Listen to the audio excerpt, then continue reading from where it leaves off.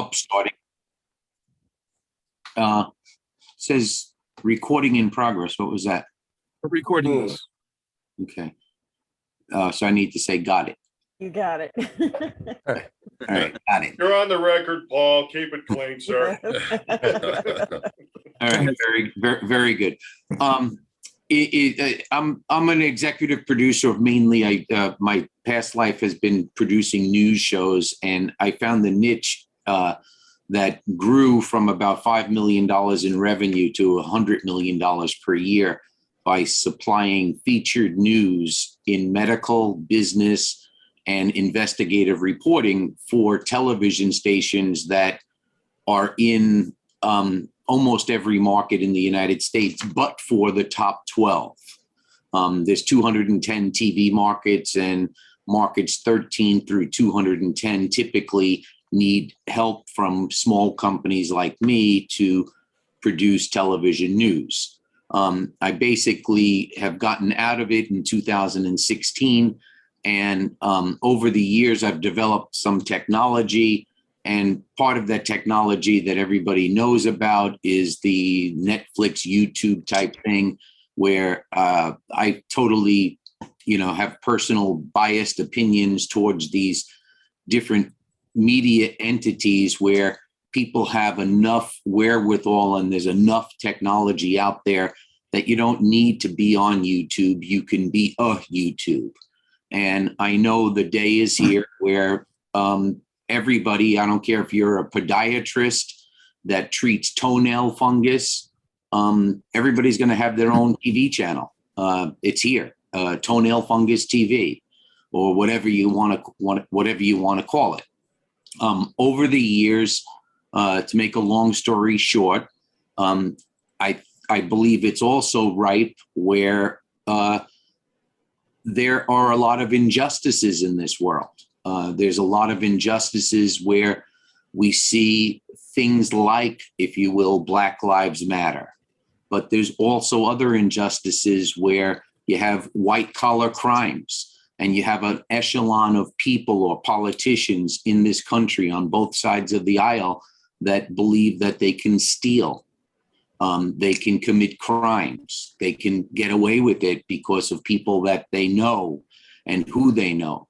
So what I developed, and I've developed it with a lot of heart and a lot of help from a higher powers, is trying to figure out, how do we beat this injustice? How do we get the word out there?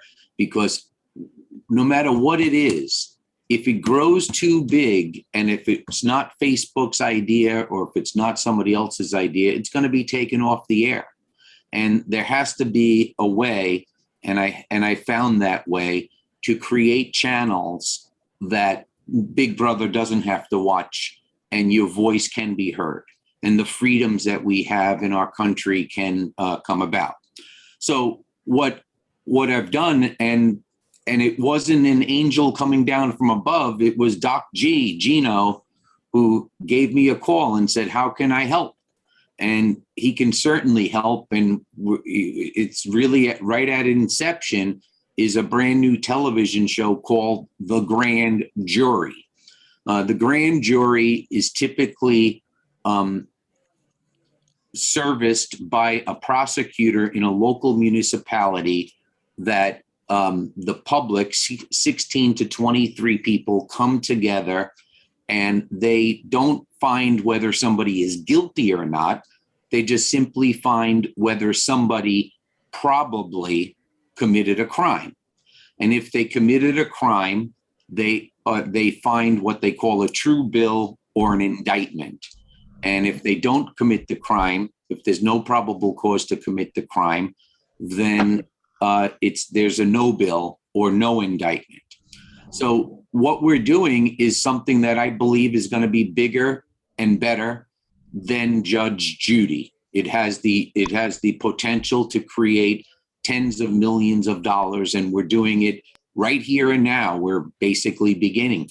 I got two. We're doing about 10 shows free of charge, and then there will be a charge on the 11th show and we're going to create about 50 of these shows. And once we have 50 of these shows, I have promises from contacts that I have within television station networks.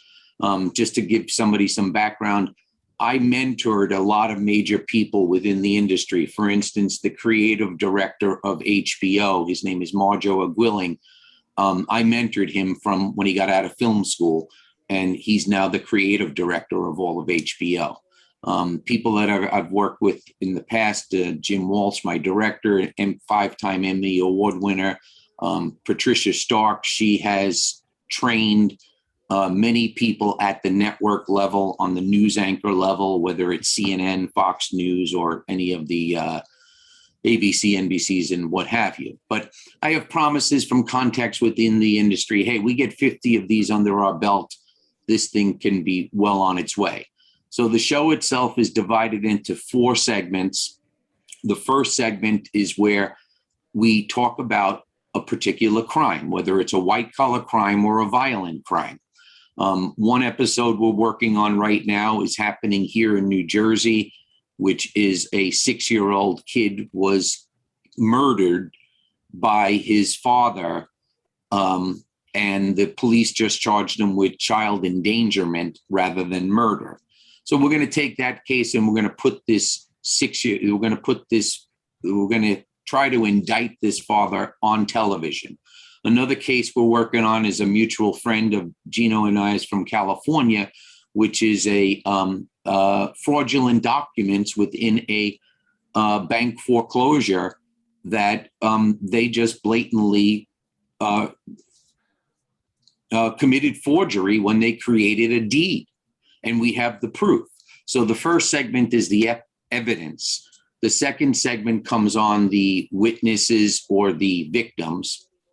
And then the third segment is the lawyer or the prosecutor who presents to the grand jury the law and ties in the evidence and the witnesses. And the fourth segment, where Gino is the co-executive producer of and is taking full charge of through hamiltonradio.net, is the 16 to 23 grand jurors. And those grand jurors will hear the first 3 segments before it ever airs and see it action-packed in 22 and a half minutes and come to a conclusion in a recorded Zoom call just like this, whether it's an indictment or not.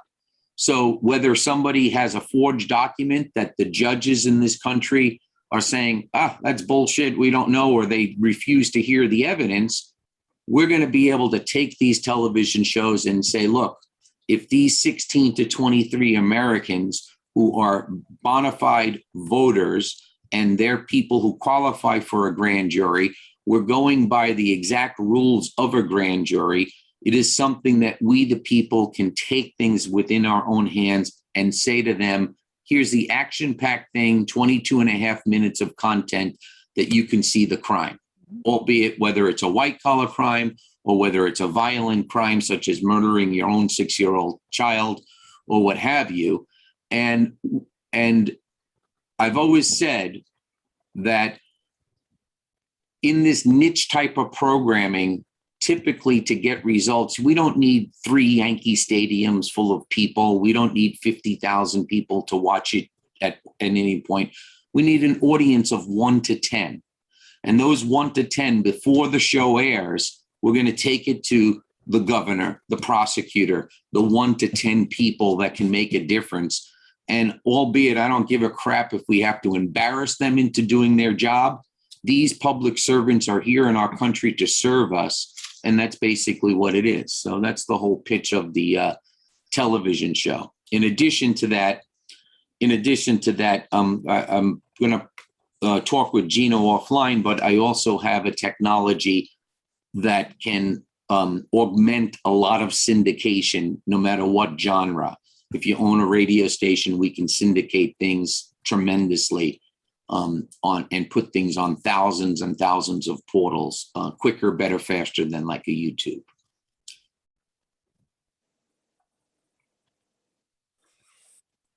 What do you guys think about that? Awesome. Isn't Interesting. that what we're all looking for? I know That Marcus, you is- are. I know Roger, you are. I know Oh, Doug yeah. is. I am. Ken is. Absolutely. Yeah. Absolutely. Definitely. This is exactly what he's telling you is he's got networks, not Roku channels, not little channels, big networks that we can tap into, and he can tap into us. You see all the abilities that we can get. Brianna can do some hosting. They can do some stuff here and there. There's so many options for all of us to get involved with this grand jury. We can do the music. Right, you can do the music, and Lisa can do the music, and there's so many different ways. Mike, you can work with this. There's so many different things to do with this. Well, I mean, I'll be a juror too. Right, absolutely. In anything you do, the secret formula, what I found is CDRR. CDRR. It's content, distribution, revenue, results. Content, distribution, revenue, results. And that's basically the mantra that I live by is before we even pick up a camera or do anything, what's the distribution plan? What's the revenue? What's the results? And doing that. And that's basically, this should take the nation by storm because everybody is talking about, okay, what did Hunter Biden do? Or what did Trump do? Or what did this person do? But what about the little guys who have been totally decimated? Because there's a class of people, and mark my words, there's a class of people that unless you come from the Rothschilds, the Rockefellers, and all of those, everybody else is fair game to be decimated. And if we don't come together to protect our assets and to protect what we want, and at our particular age, I'm doing this for my children because I'm 56 years old and trying to rebuild and restart because of decimation that has taken place. But this is the way to do it. I call it a reverse syndication plan. If we start out here, but we have we do it with the quality and with an ability to get this thing network driven, but yet at the same time, we have the ability within ourselves, and Hamilton Radio truly can become a Netflix, or different channels can grow. Totally. Well, Paul, go ahead. I'm sorry. Go ahead. No, go ahead, Roger. Go ahead. Okay. I have a question for you. Since, because I'm out there, freelancing as an audio producer and all that as well. So on Indeed.com, I've been scouring the internet as of late, especially on Indeed, and Indeed is putting out all of these help wanted posts out there for really high ranking positions on HBO and Netflix and all sorts of these companies that are part of the old standard of Hollyweird and how they operated. But we all know Hollyweird is going down the tube. So there are people out there who are self-producing, self-publishing, and things of that sort. What do you feel about that? Do you feel that the market, the way we thought it operated, is dead? Are we having to create? Are we having to create something for the people, by the people now? Because the old system just wasn't for the people, by the people. It was actually pretty damned evil, in my humble opinion. But I want to hear your thoughts on Hollyweird and music, the music industry crumbling right now. Do you see that happening at all? Well, like I heard somebody here was a comedian or is a comedian. I have a friend that was a writer for Rugrats, and he was a comedian. And the fact of the matter is that we have a lot of comedians that are world famous, and it's just not proper to name names, that just are outright thieves. And probably with Indeed, when these jobs come on, they're just going through a motion because the jobs are probably most likely already fulfilled.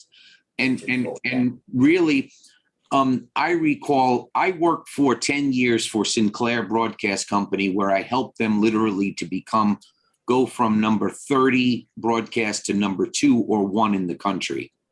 And I know for a fact from working with different executives throughout television and Hollywood is that people would call up and just pick your brain and just steal ideas.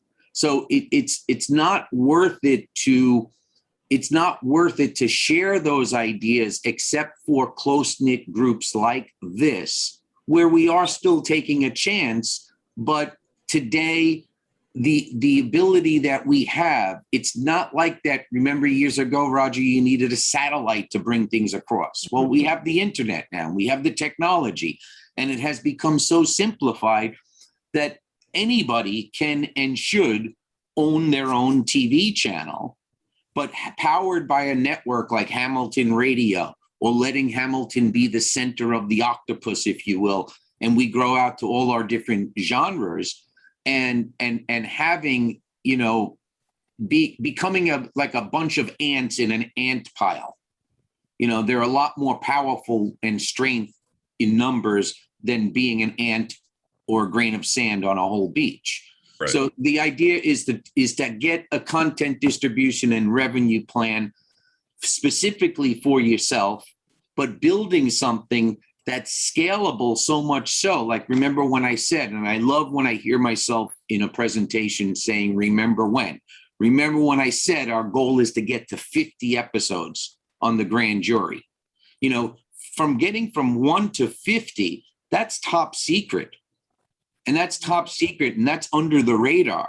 But now once we get to that 1 to 50, that's when we start making our public presentations and our plans, and we know how to cross the T's and dot the I's, and know how to sift through the bullshit of some suit guy saying, oh yeah, that's a great idea. You think you could put this in writing for me? Well, no, I don't put anything in writing until we discuss it verbally, and I have your word man for man. This is the point, because when I put it in writing, it's going to be 99.9%. I'm going to be sure that you're going to sign the freaking thing.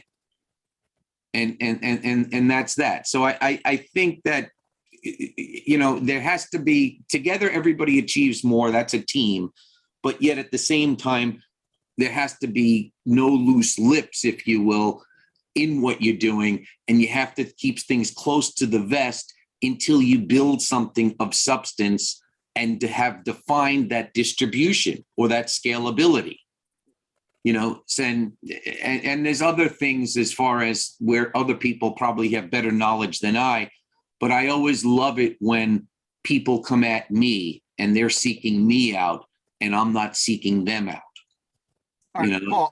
Paul, that's really good. But I want to get to the two ladies that had to leave early, and I want to make sure they get heard. First, my friend Lisa Coppola, I want you to unmute your mic and tell us a little bit about who you are and what you've done and where you're doing. You're doing a manifesting thing. Hey, Lisa. Hi, everybody. How are you doing tonight? Great. Hello. Lisa. So we'll circle back to you, Paul. Paul, your name sounds so familiar to me. And Jean and I have been working together. I just became one of my company's infinite possibility coaches. So I've been a longtime singer, songwriter, and a technician. You know, I worked in IT for a very long time, but I just started this sideline as this infinite possibilities coach, which is just so much fun. And it teaches how thoughts become things and how your vibration really kind of dictates what you're pulling in to your universe, and how you can transform your life by being a little bit more conscious of what you're focusing on. And so that's what I'm doing as a little sideline. And I've done probably, let's see, Just a Little Time is a song that I wrote of significance with John Taglieri. We won the Josie Award 2017 for Best Modern Country Song by a Female Artist. And then this year, I'm here to prove that it doesn't matter how old you are. I'm not telling you how old I am. But I did a reworking of a song that I had recorded some years ago. It became a bona fide hit this year. I actually hit the top 40 on the iTunes chart. And last summer, I was singing background vocals on an album that went to #8 on Billboard in the blues charts. So that actually was caused by infinitely possible thinking, because they had asked me, hey, can you sing background vocals on this thing? And that was during pandemic, right? Wow. And I had done a radio show a few years ago that I tabled, which I might go back to at some point. Gene and I are talking about that. But they asked me to do the vocals to this record. They gave me like 5 songs to sing on, and I recorded it at home. I had no idea what I was doing. I learned how to do it from YouTube videos, and they said, export me the stems. I'm like, okay, what the hell are stems? Anyway, I found out what stems are. Just for anybody that does not know here, stems are the individual, just say I sang a low harmony and a mid harmony and a high harmony. You export them and they sit exactly in the track where they should be, right? But they get exported individually so the producer can then work with them. And I hear Roger Silver, you're a producer, I presume?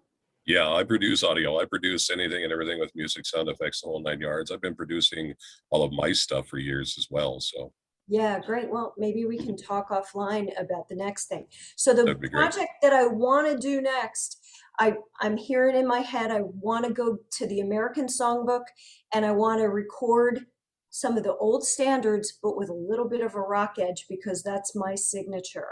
So that's where I'm at. If anybody wants to do the Mike Dooley Infinite Possibilities seminar, just go to my website at lisacoppola.com and sign up with me. If you can't afford it, I'll work with you. You know, we can talk about it. Just send a little message from in there so I know that you're, you know, hovering around, and we'll work something out because it's so much fun to even teach it. So anyway, that's me. Please get in touch with me on Facebook, friend me, and follow me. And I'm turning it over to whoever is next. Lisa, leave your contact info in there, and In everybody. the chat? Yeah, in the chat room. Okay. Right, everybody write it down so you have her info, her name, her email, and her Facebook. And then we're going to do that because if I can't save any of this information, at least you have it. You have it covered. Cool. But I'm cool. good friends with her, so I can give it to you at any time. Anybody needs it. I want to go to Pat White in Philadelphia now because she has to leave early, and then we're going to get to all the other ladies and everybody else. So go ahead, Pat. Hi, thank you. Welcome to for the having call, me. by the way. Thank you. Thank you for having me. I'm Pat White from Philadelphia. A little background on me. I served my country for 16 years. I was in the Marines the first 16 years. I finished my last 4 years in the Air Force. Met my husband in the Marines. I was also a special education teacher with Philadelphia School District of Philadelphia for 20 years. I've been subbing since then. But little side, on the side, I started doing some things that I had always wanted to do. I did some acting, but I wrote a children's book, came out 2.5 years ago. Molly the Marine talks about a few of the jobs that are in the Marines, but basically it encourages girls to believe in themselves and work together and they can do anything. And I'm also a songwriter.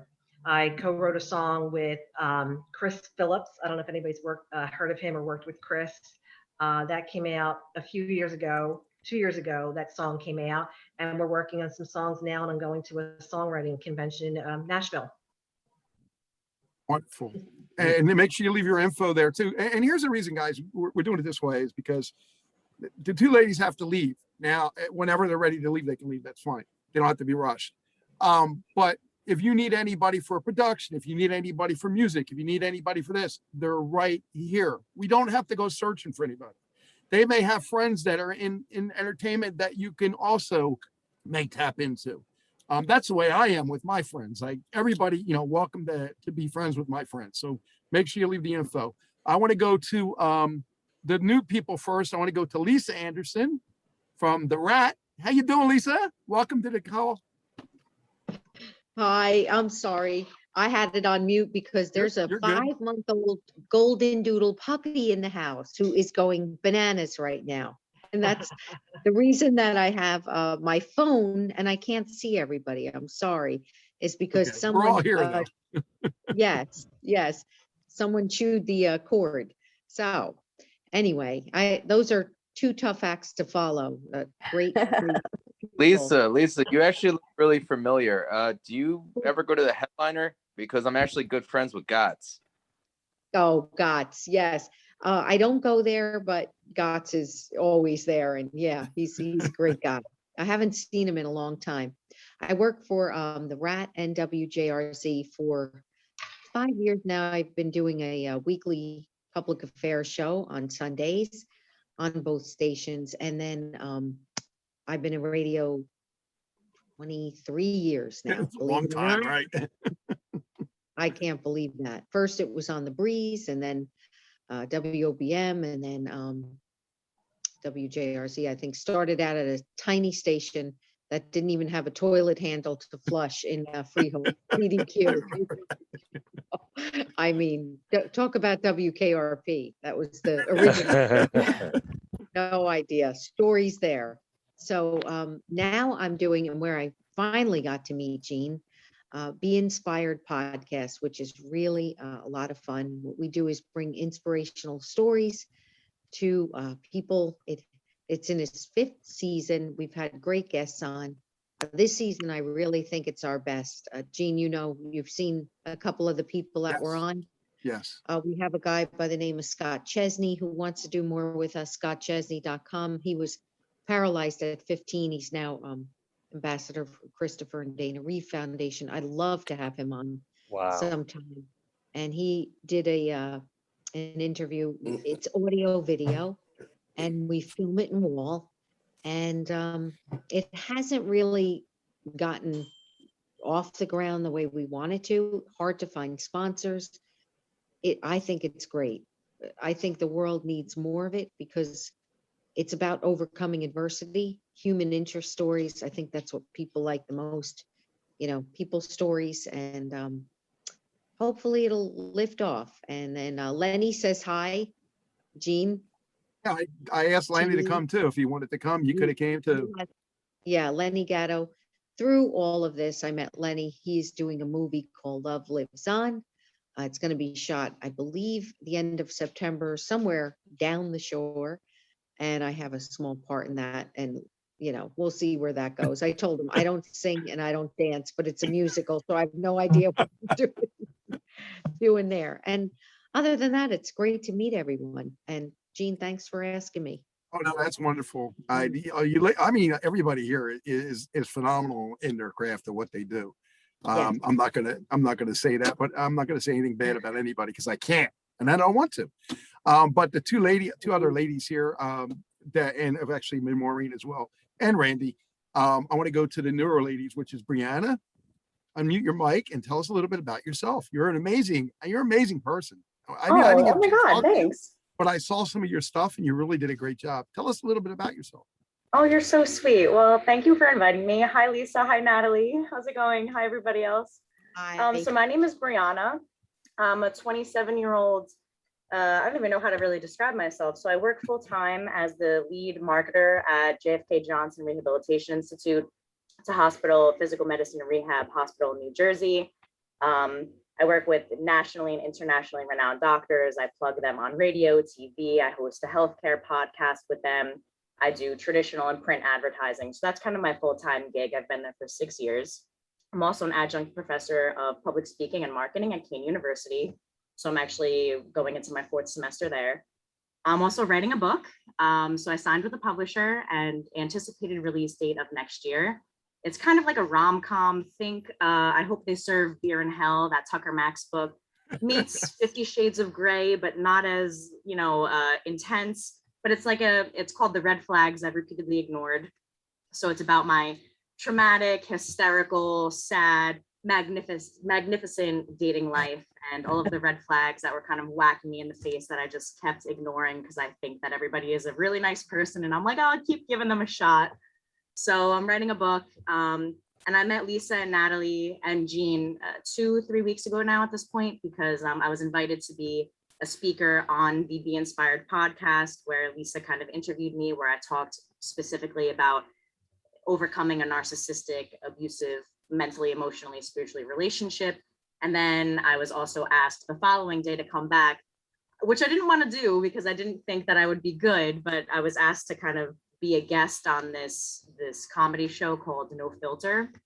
And we talked about aliens and conspiracy theories, and it was really cool. And then I think, me and Natalie kind of vibed so well. Natalie was the host that the podcast crew kind of asked us to kind of come together and be co-hosts. So now me and Natalie Very will be working cool. together. Very cool. Yeah, which is really cool. So in a nutshell, That's me. I'm quirky, I'm corny, I'm out there, I'm obsessed with Adam Sandler. I probably quote him more than I should.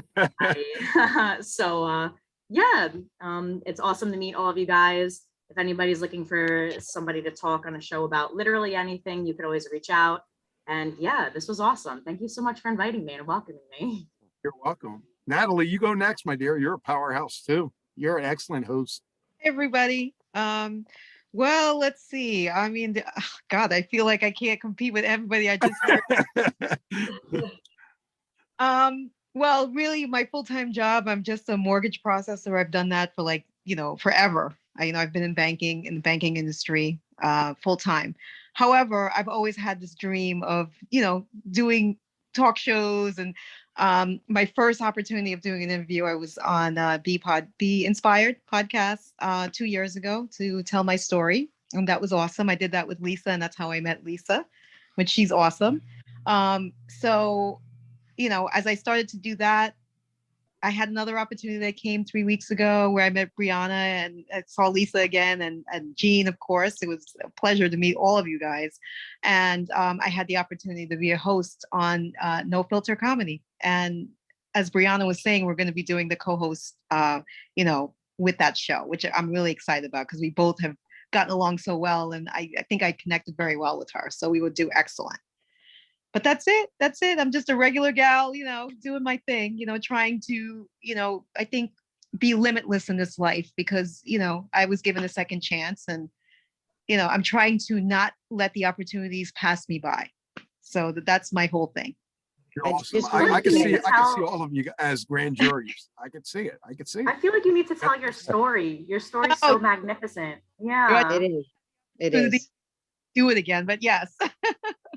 Yeah, but I definitely enjoyed, being on Be Inspired. It was a very inspiring thing. And it's amazing, the message that they have, because like Lisa said, people really they get inspired because, they feel like they're not alone. They're going through, you could be going through something that might be traumatic, and it could be somebody that you can relate to because now they've told a story and overcome their adversity and now their journey of how they've done that. So I think that's great. So I think it's an awesome thing that they're, doing that because you're inspiring so many people, probably that more than you realize.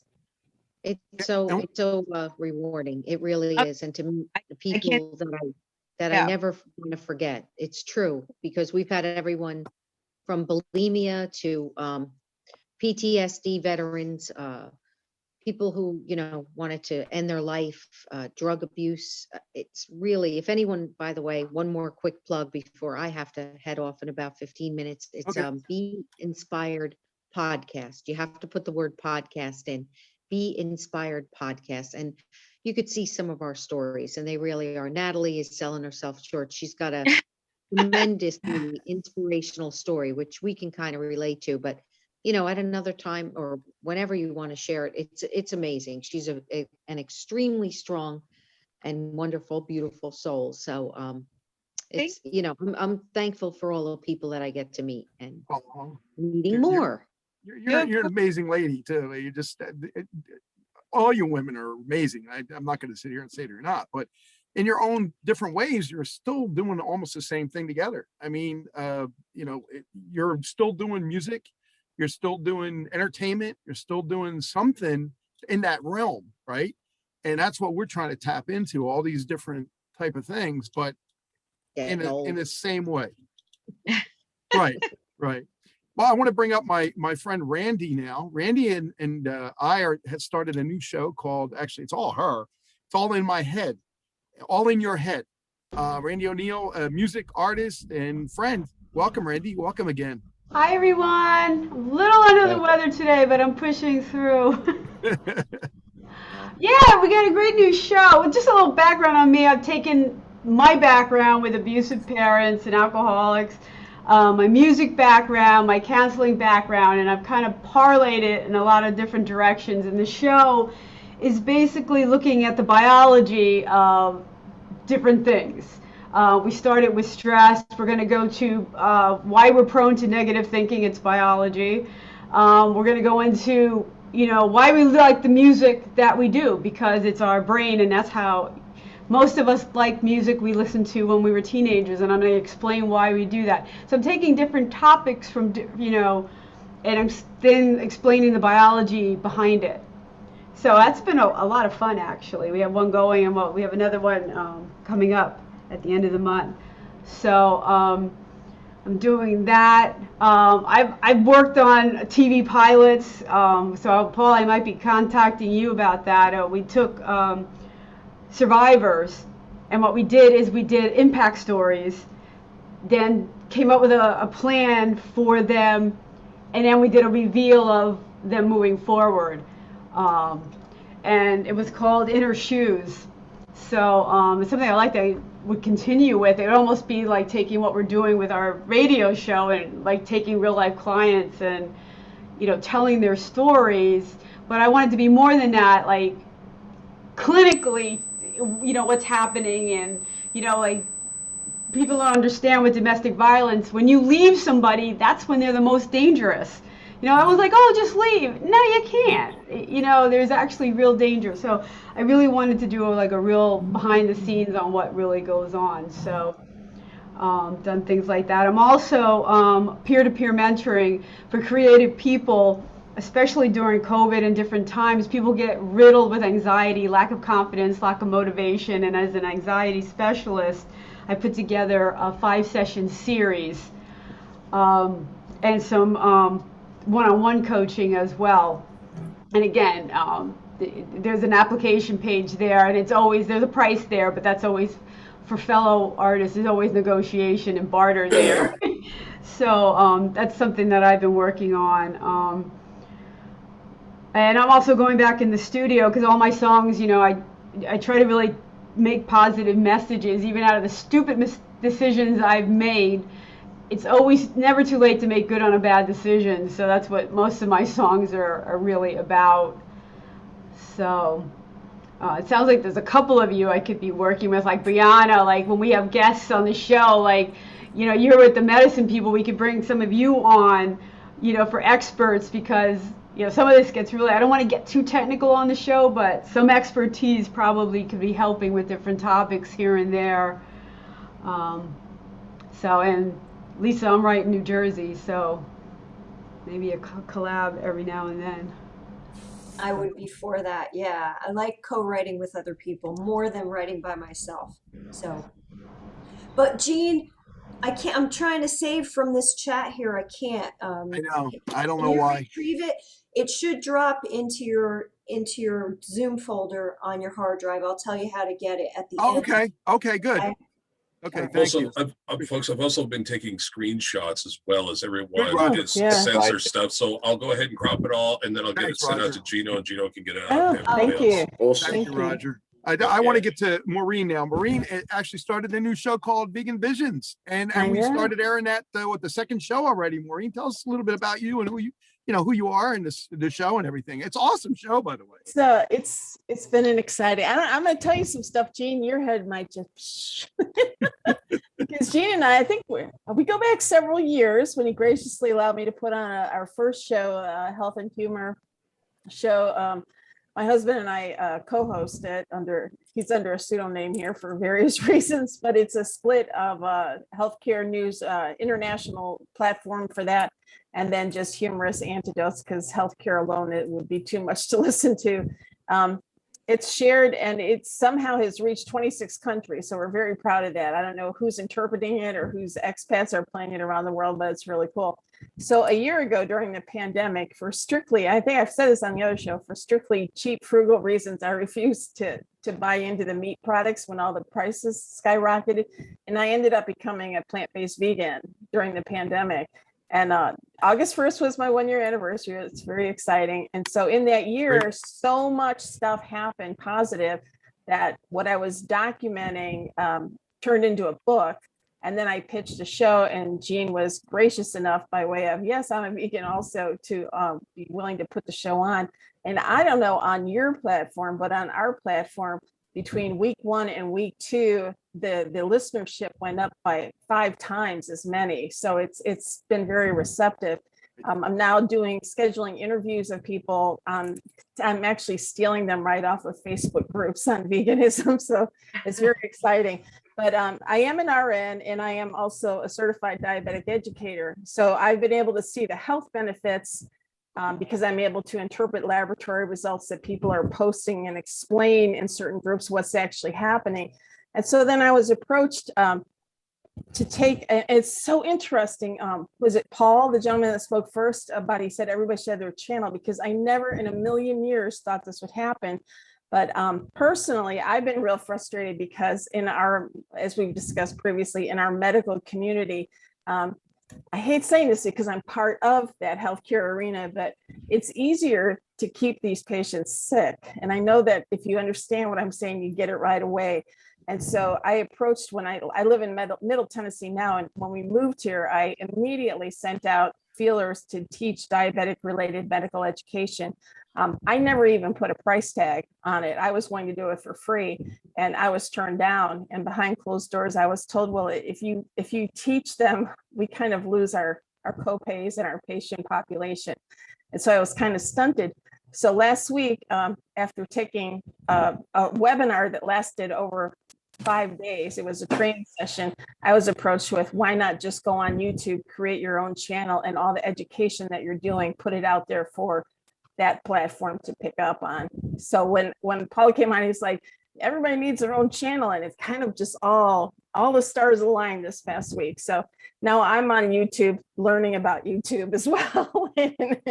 But I'm setting up to have a YouTube channel just to do all the education, because I've been writing columns for a magazine over in the United Kingdom for several years. And I've got a diabetic segment on another show, and it all came together. And they said, all the writing you're doing and all the education you're doing, you can reach so many more people if you put this out on YouTube. So all of a sudden I'm taking an office that was, now I've got Zoom lighting that, as I told Gene, as I studied it blinded me. So I haven't adjusted it, but I thank you all. It's fabulous teamwork here, just fabulous. I'm so excited where it's going. It's overwhelming. If I sat still for a minute, I would probably have a full-on anxiety attack right on camera, but yeah, it's been great. So the book is up, the website's up, 2 radio shows are up, and now the YouTube channel. Yeah, I'm excited about it. So Wow, you're all part of it, because everybody that I'm taking notes here. Everybody is saying something that's connecting and driving me in a positive way to elaborate on something or build something or fix something in that. So I thank everybody for being part of this call. So thank you so much. What an It's good. incredible career. I mean, It's you're all doing it all happening. on your own too. That's the best part. Well, You're yeah. doing it all by yourself. If I There's may, if I just may add something, Gene, really Yes. quick. Go ahead, Paul. Just for clarification, and again, I never want to bring somebody down, to bring myself up. It's phenomenal that you have a YouTube channel and a YouTube. Oh, I don't have it yet. That's what I Right. said. But it's phenomenal that you're getting a YouTube channel and all that. But I just wanted to clarify that what I'm suggesting is to have something like become part of the Hamilton Radio TV network. Oh, yeah. And specifically, you still keep YouTube, but we have another channel that's your own channel that's part of the Hamilton Radio TV network that grows. And then we integrate certain technology that enables you to embed the channel on other people's sites, which is more prone to do it than they're more prone to do that than a YouTube video. Well, it was really exciting, Paul, just on a side note, when Gene reached out to me and he's like, "Hey, jury," and I'm like, this is so cool. One, I've never been allowed to sit on a jury because I'm an RN, but I'm also a legal nurse consultant. And as soon as they hear that, they go, I can't, no, we don't want her on there. So I'm excited to work on any aspect of it. I'm like, I consider this my jury duty obligation here. So there you go. That's great. Yeah. That's great. I know it's very exciting. And Gene, I can't thank you enough because you keep raising the bar just a little uncomfortable to keep the self-growth going. Yep. Just like the lady next to me, my Yeah. beautiful wife, Sandy. Everybody say hi to her. She just got done from work. Hi, Sandy. Yeah. Everybody knows her. Hey, Sandy. Marcus, I want Marcus to speak next. Marcus, you got a lot of stuff going on, but you're doing so many different things. You're shooting movies, you're shooting TV shows. Tell us a little bit about yourself, what you're doing, where you're from, and what you did before. Yeah, hey, what's up, everyone? Welcome, bro. Great to G'day, be Mo. here in a room full of inspiring people. And Gene, thank you for inviting myself and the rest of the crew. Yeah, a little background about me. I'm from Brooklyn, New York. I started my journey in television in 2004. I worked at a small TV station that was just launched, and it was my first taste of being in television because for some reason they needed someone really bad, and I was just the first guy that probably walked in. But the good thing was that it kind of made me realize what I wanted to do in my career, which was to work in television and entertainment. And I think that's when I really got the bug for entertainment. So I started there and I went on to work at Fox. While I was at Fox, I wanted to further my career in television, but I didn't have my degree. So they were like, hey, we can't offer you the role because you don't have your degree. So I quit Fox and went back to school, got my master's in entertainment business, and I got my bachelor's in internet marketing because I figured that we were moving into this digital age where television, or traditional television, is kind of moving towards digital media. So I wanted to kind of be at that beginning phase of it and have my foot in the game. So while I was working on my master's, I had a job opportunity to work at AMC Networks, and while working there, met a lot of cool people. Also while I was finishing up my degree, I got a job offer from the NBA, so I started to work there. I worked in marketing, and while I was there for like a year, I got a really great job offer to work at Vice Media, which was a company that I really admire because I love their content. They filmed a lot of grassroots documentary style content. And I was like, these guys are growing. If I can get there and become a useful asset with how they create content and how they distribute content, I would love to do it. So while I was at Vice, I realized like my job was just to sit down and collect a check.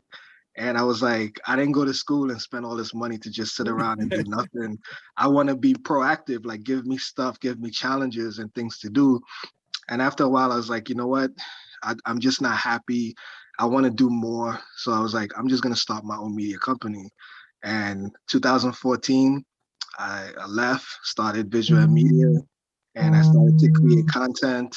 And while I was doing that, I realized I had a really good eye for creating content that was interesting. So I got into screenplay writing, directing. I did 2 documentaries that did pretty well. One made it to Sundance, and one actually got a lot of buzz in the comedy world. And I started working on scripted programming, which is I produced my first crime drama after watching The Wire. I was really inspired by that show. I love it so much. So I was like, I wanted to create a New York version of it. So I wrote and direct this series called Blue City. And after putting it out on Amazon, it did really well. It got over like 20 million minutes streamed. Got a call from someone from Netflix and it was like, hey, what are you doing with this show? I'm like, well, it's not the quality that you guys have, so I'm not really comfortable putting it on there. And they asked me what else I had. I said, I can give you 2 documentaries if you're interested.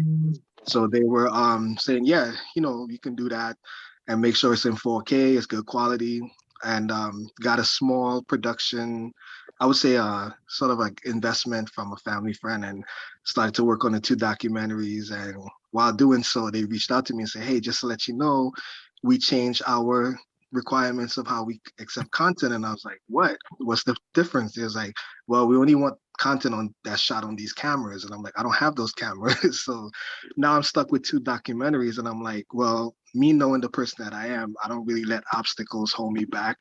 I always figure out a way to scramble in the pocket. So I went to a friend of mine and say, how do I build my own streaming app? He was like, well, it's expensive, but I can point you in a direction.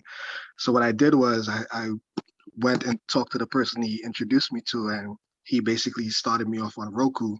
So I built a streaming platform called Mobfee TV, which is short for mobile film and television, because I always have that passion for mobile entertainment and TV and traditional film entertainment. So I built Mobfee TV, and 1 year later, from last year, we're now on Amazon. We're now on Apple TV, Fire TV, and mobile.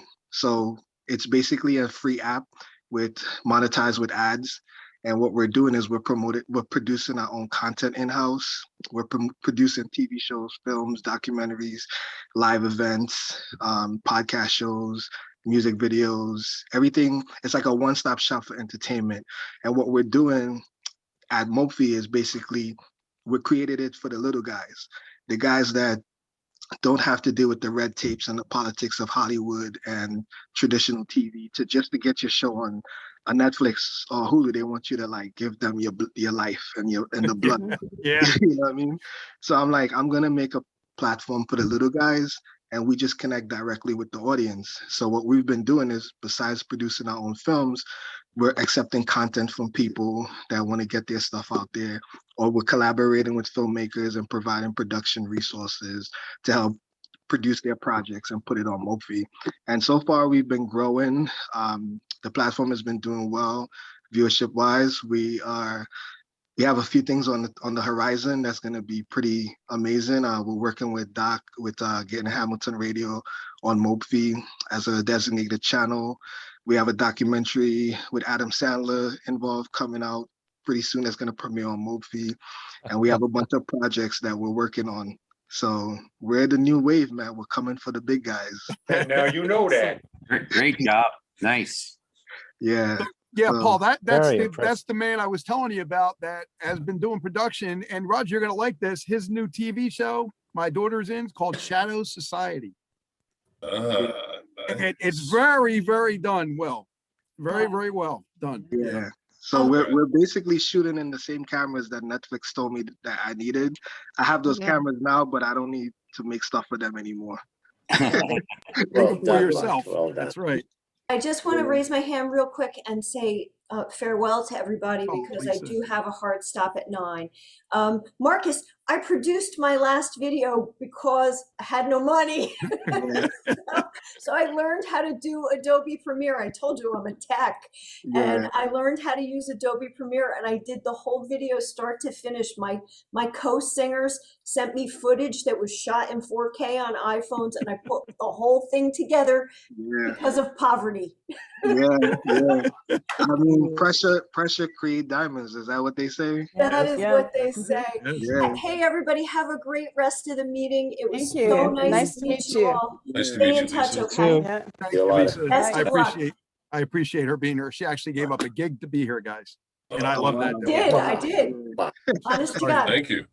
But thanks for being here. Now, again, Thanks, Marcus, Lisa. your story is amazing. Thank you.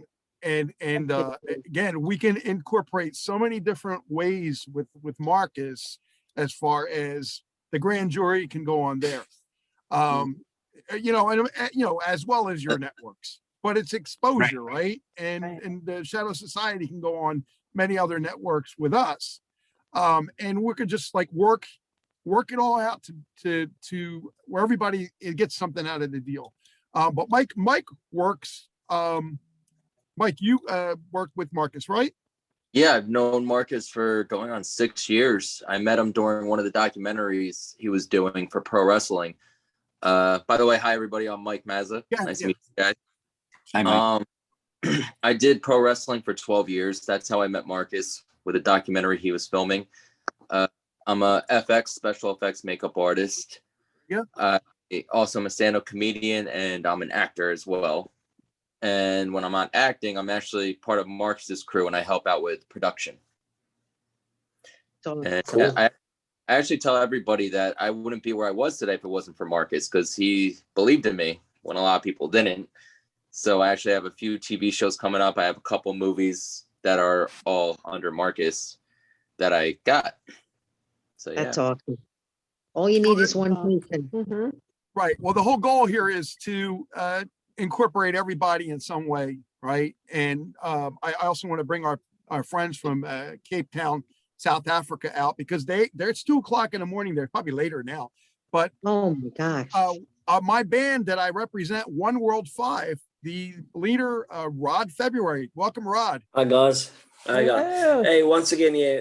Thanks, Hey. Gene, and thanks everyone else. Hi, Raj, Unit 4, and Maureen. Hello. Yeah, absolutely humbled to be just listen to all you guys, Paul. I mean, like, it's amazing just to sit here and, I'm just a little singer-songwriter, and I write songs about most of the issues you guys talk about. We write about stuff that happens in the community. If you listen to our songs, Autism, Lily's song, we've got songs about, narcissism. I did All for Love, Liberation Day is all about empowerment of women. We write songs like World and Our World is Changing, all about what's happening in the world today, looking at. And the idea that I came to Gene with, obviously, is Paul, the thing you were talking about is distribution, and that he's been a songwriter for a while, wrote songs, but, like as Marcus was saying, you come up against the big guys and you just cannot get that platform, to put that music out.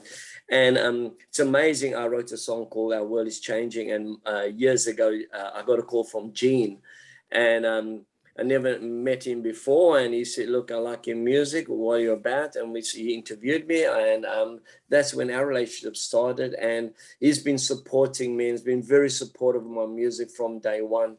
And basically he's been, introducing me to a lot of other outlets. And then I sort of sat down with Gene and said, Gene, I've been writing a lot of songs. I've got a lot of songs. I've got up to 100 songs. 36. We've gone into studio. There's 36 sitting there. I've got a few more that we've got to get into studio. We've got to produce it. Like everyone else here is saying, there's a cost attached to it. There's an investment attached to it. But I said to Gene, Gene, what I really like us to do with Hamilton Radio is to do a sort of Hitsville Motown vibe in New Jersey. I'll write the songs. I'll give it all to you, my whole catalog. We try and get some artists in, if it's aspiring artists in New Jersey, whatever, they come in here through Hamilton Radio. They record it at Hamilton Radio. We put it all in-house. Go to Paul's Networks, go to Mark's and Networks. There's the avenues we have. I write the songs. Roger, you produce it. John is the marketing guy. Gene is the guy that puts it all together, and we got the platform. So that's the idea. That's what I'm doing. That's what we're working on. As I said, I've already sent 36 songs ready for radio off to Gene. We've got another 60 odd. I'm busy writing daily and things like that. And where the platforms were sort of stymied and stifled at first, it's now opening up. And Gene's opening up those platforms for me. And it's so exhilarating sitting here and talking to you guys. And it's like, hey, here it is. This is where it's going. This is where it's at. I feel now that, all those years of writing, all those years of sitting, all those years of working is suddenly, it's going to eventuate. It's going to get there. And I'm not going to say it's, due just to one man, Gene, but, Hamilton Radio has really given me that platform. And I just wanted to thank, Gene, for allowing us to do that. And we're in the process now. We're putting a show together, a live show together to send across to him. We're in the process of all that. We'll be doing that end of August, so he'll have it. And once we do that one, we'll get feedback from Gene, because we are musicians. We are not actors or any of those things. We just get on stage and we just do our thing. That's what we're going to do. But then we'll get feedback, and then we'll see how we can do it better. And then be producing these music videos constantly, getting it off to him, and then Gene can put it on the platforms and give us the exposure that we, I guess, desire. And I'd love to collab. I'd love to work with a lot of you guys, just, whatever it is you guys want. If anything about songwriting, anything you guys want us to do, I really love to do it. I really love to work with you guys. We would love you to work with anybody here. I mean, even Lisa Copeland, who left, she's an awesome person. Absolutely. Great songwriter, great musician, and Randy's the same way. I love Randy's music as well. So yeah, we've got the people. We have the people that we can put in soundtracks for movies, Marcus. We have the people that are willing to work with us, anytime, Paul. So this is what this meeting is about, gathering all what we can do. I also want to bring out a couple more friends. Wade just joined us. Wade, thank you for coming. Jimmy Deal, I want you to go next. Jimmy, everybody knows a little bit about you that seen you before, but some people are new here. They don't know you. Explain who you are and what we're doing. Gene, Hey, I Doug. just want to say, oh, sorry, I'm sorry, but I have to go. I want to right, thank Pat. you so much for having me on. It was so nice meeting everybody. Hope to see everybody soon. Thank you. Bye. Thank you, Good night. Pat. No problem. Thank Take care. you. Take care. Hey, I Doc gotta G, how run you too. doing? Gene, thanks so much Jimmy. for inviting me, man. How are you? Hey, listen, I want to say hello to everybody. Hi, Pat, Rod, everybody out there. Maureen, how Hi. you doing? Good. As you good. know, I am the host of Celebrity Spotlight with Doc G. We do that every Monday night. We have all types of celebrities that come on board. I've been in radio here in New York City for many, many years. I was with Scott Shannon and WPLJ for many, many years on the morning show at 95.5 PLJ. I worked with WKTU. I was the producer, assistant producer of the RuPaul show. I worked for many stations around the New York area. New Country Y107 for about 5 years. I was on air there, and B103 out on Long Island, WNNJ in New Jersey, WSUS in New Jersey, K98.5 in New Jersey. I used to work with Robin Leach. I was an assistant to Robin Leach on the television show Lifestyles of the Rich and Famous back in the 80s.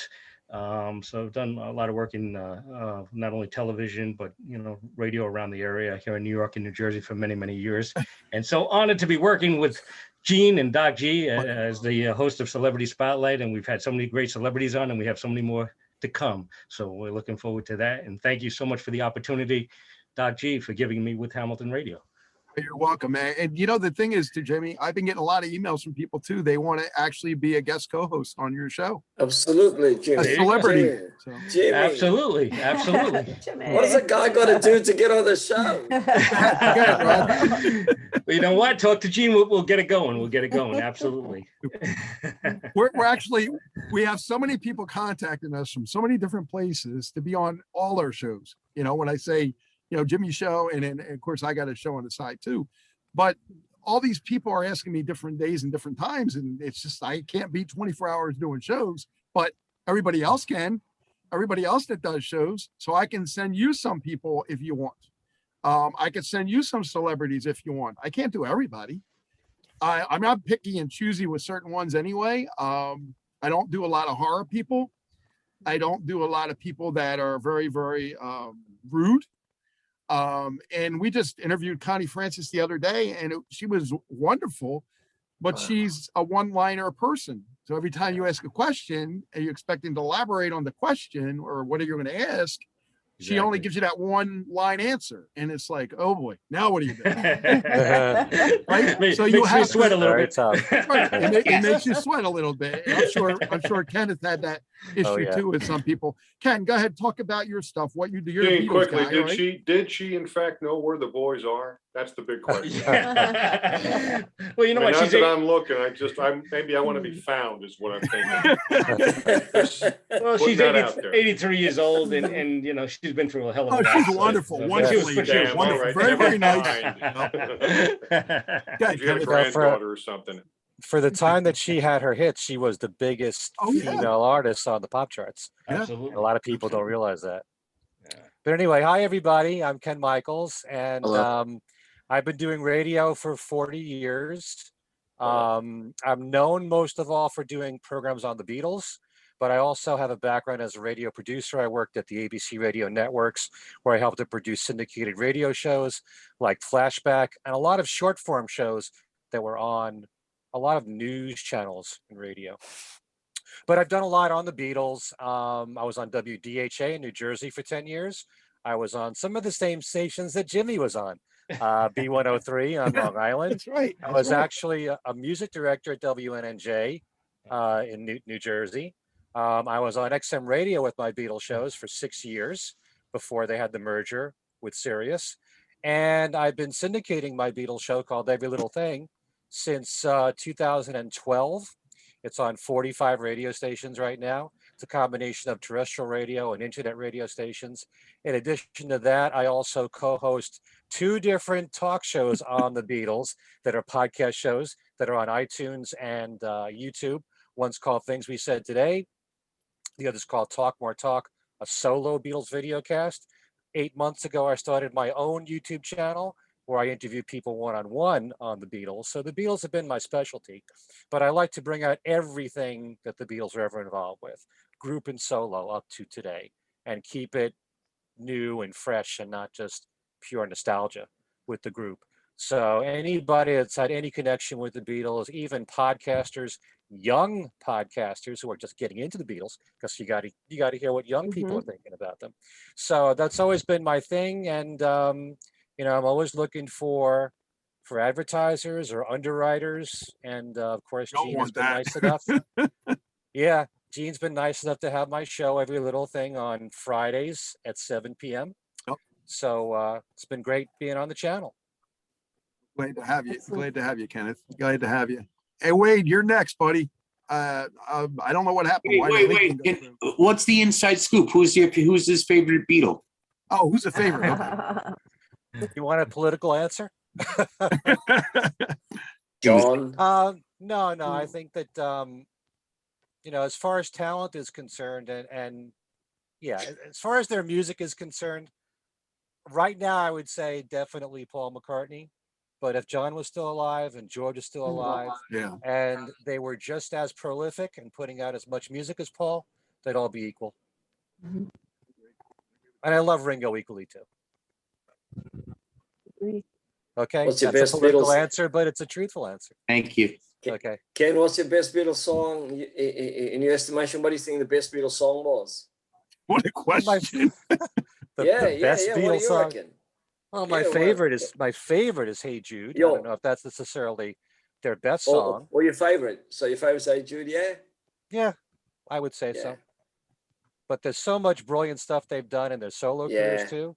There's 4 times as much solo music as there is what they did as a band. Absolutely. And they had more success as solo artists than any solo artist from a previous band, which a lot of people, especially young people, aren't even aware of.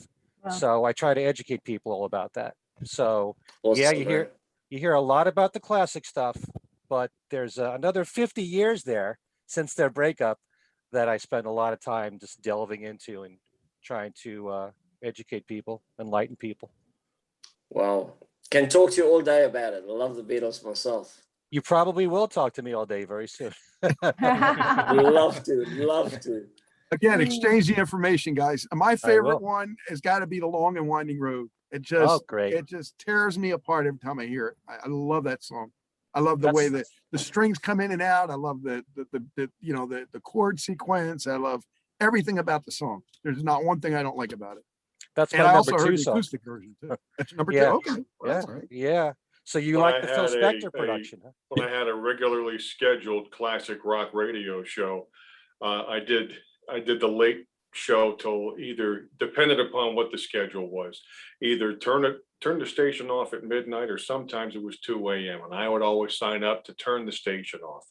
And we'd go into the top of the last hour there and do the network news, come out of it, and I was supposed to do the sign off. Well, before I did the sign off, I would play Golden Slumbers, followed by, of course, Her Majesty, because nobody hardly ever includes that. So that's got to be one of my other ones. Dana Life is another one as well. Oh, Can't yeah. beat it. I mean, they're all, there's just so many. I mean, how do you pick one or two? I mean, holy fright. But just, Golden Slumbers and Her Majesty. And then I would crack the mic and go, now turn it off and go to bed. The whole medley on side 2 of Abbey Road is such a wonderment, because in most cases, none of those songs were conceived together. Wow. Except for Golden Slumbers and Carry That Weight, they were. But they I played, came of up with course, I this Carry That Weight as well, of course, yes. Yeah. Do you leave the gap in between the end and Her Majesty, which goes on for like 20 seconds? I let people think that, okay, and done. Okay. Oh, no. That's good. That's good. Magical. So Wade, go ahead. You talk about who you are and what you're doing. So my name's Wade. Some of you know me. I run Smoke and Bacon Media. We do everything from social media to radio with Gene to you name it. We have about 7 different companies that we're running. Right now, we're focusing on getting our season 5 up and going of all our new live streams, and new content shows and contests and everything else that starts in September. So we're all in a mad rush over here to get everything we got to do done in time.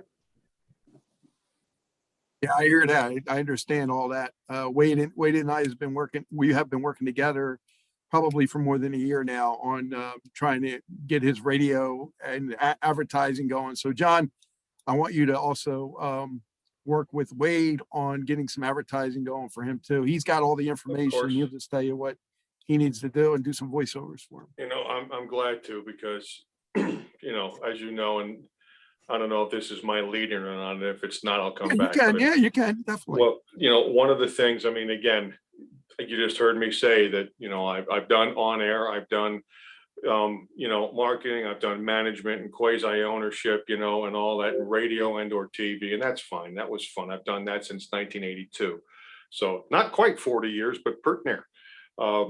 There's other things I have done, you know, voiceover work and impersonational voiceover work, you know, if you need the guy, you know, to sound a little like Rocky, or I did a Harley commercial just a few years ago that was like a Sam Elliott knockoff, you know, whatever, Rodney Dangerfield. I mean, just, you know, Homer Simpson. Who does not like a good Homer Simpson?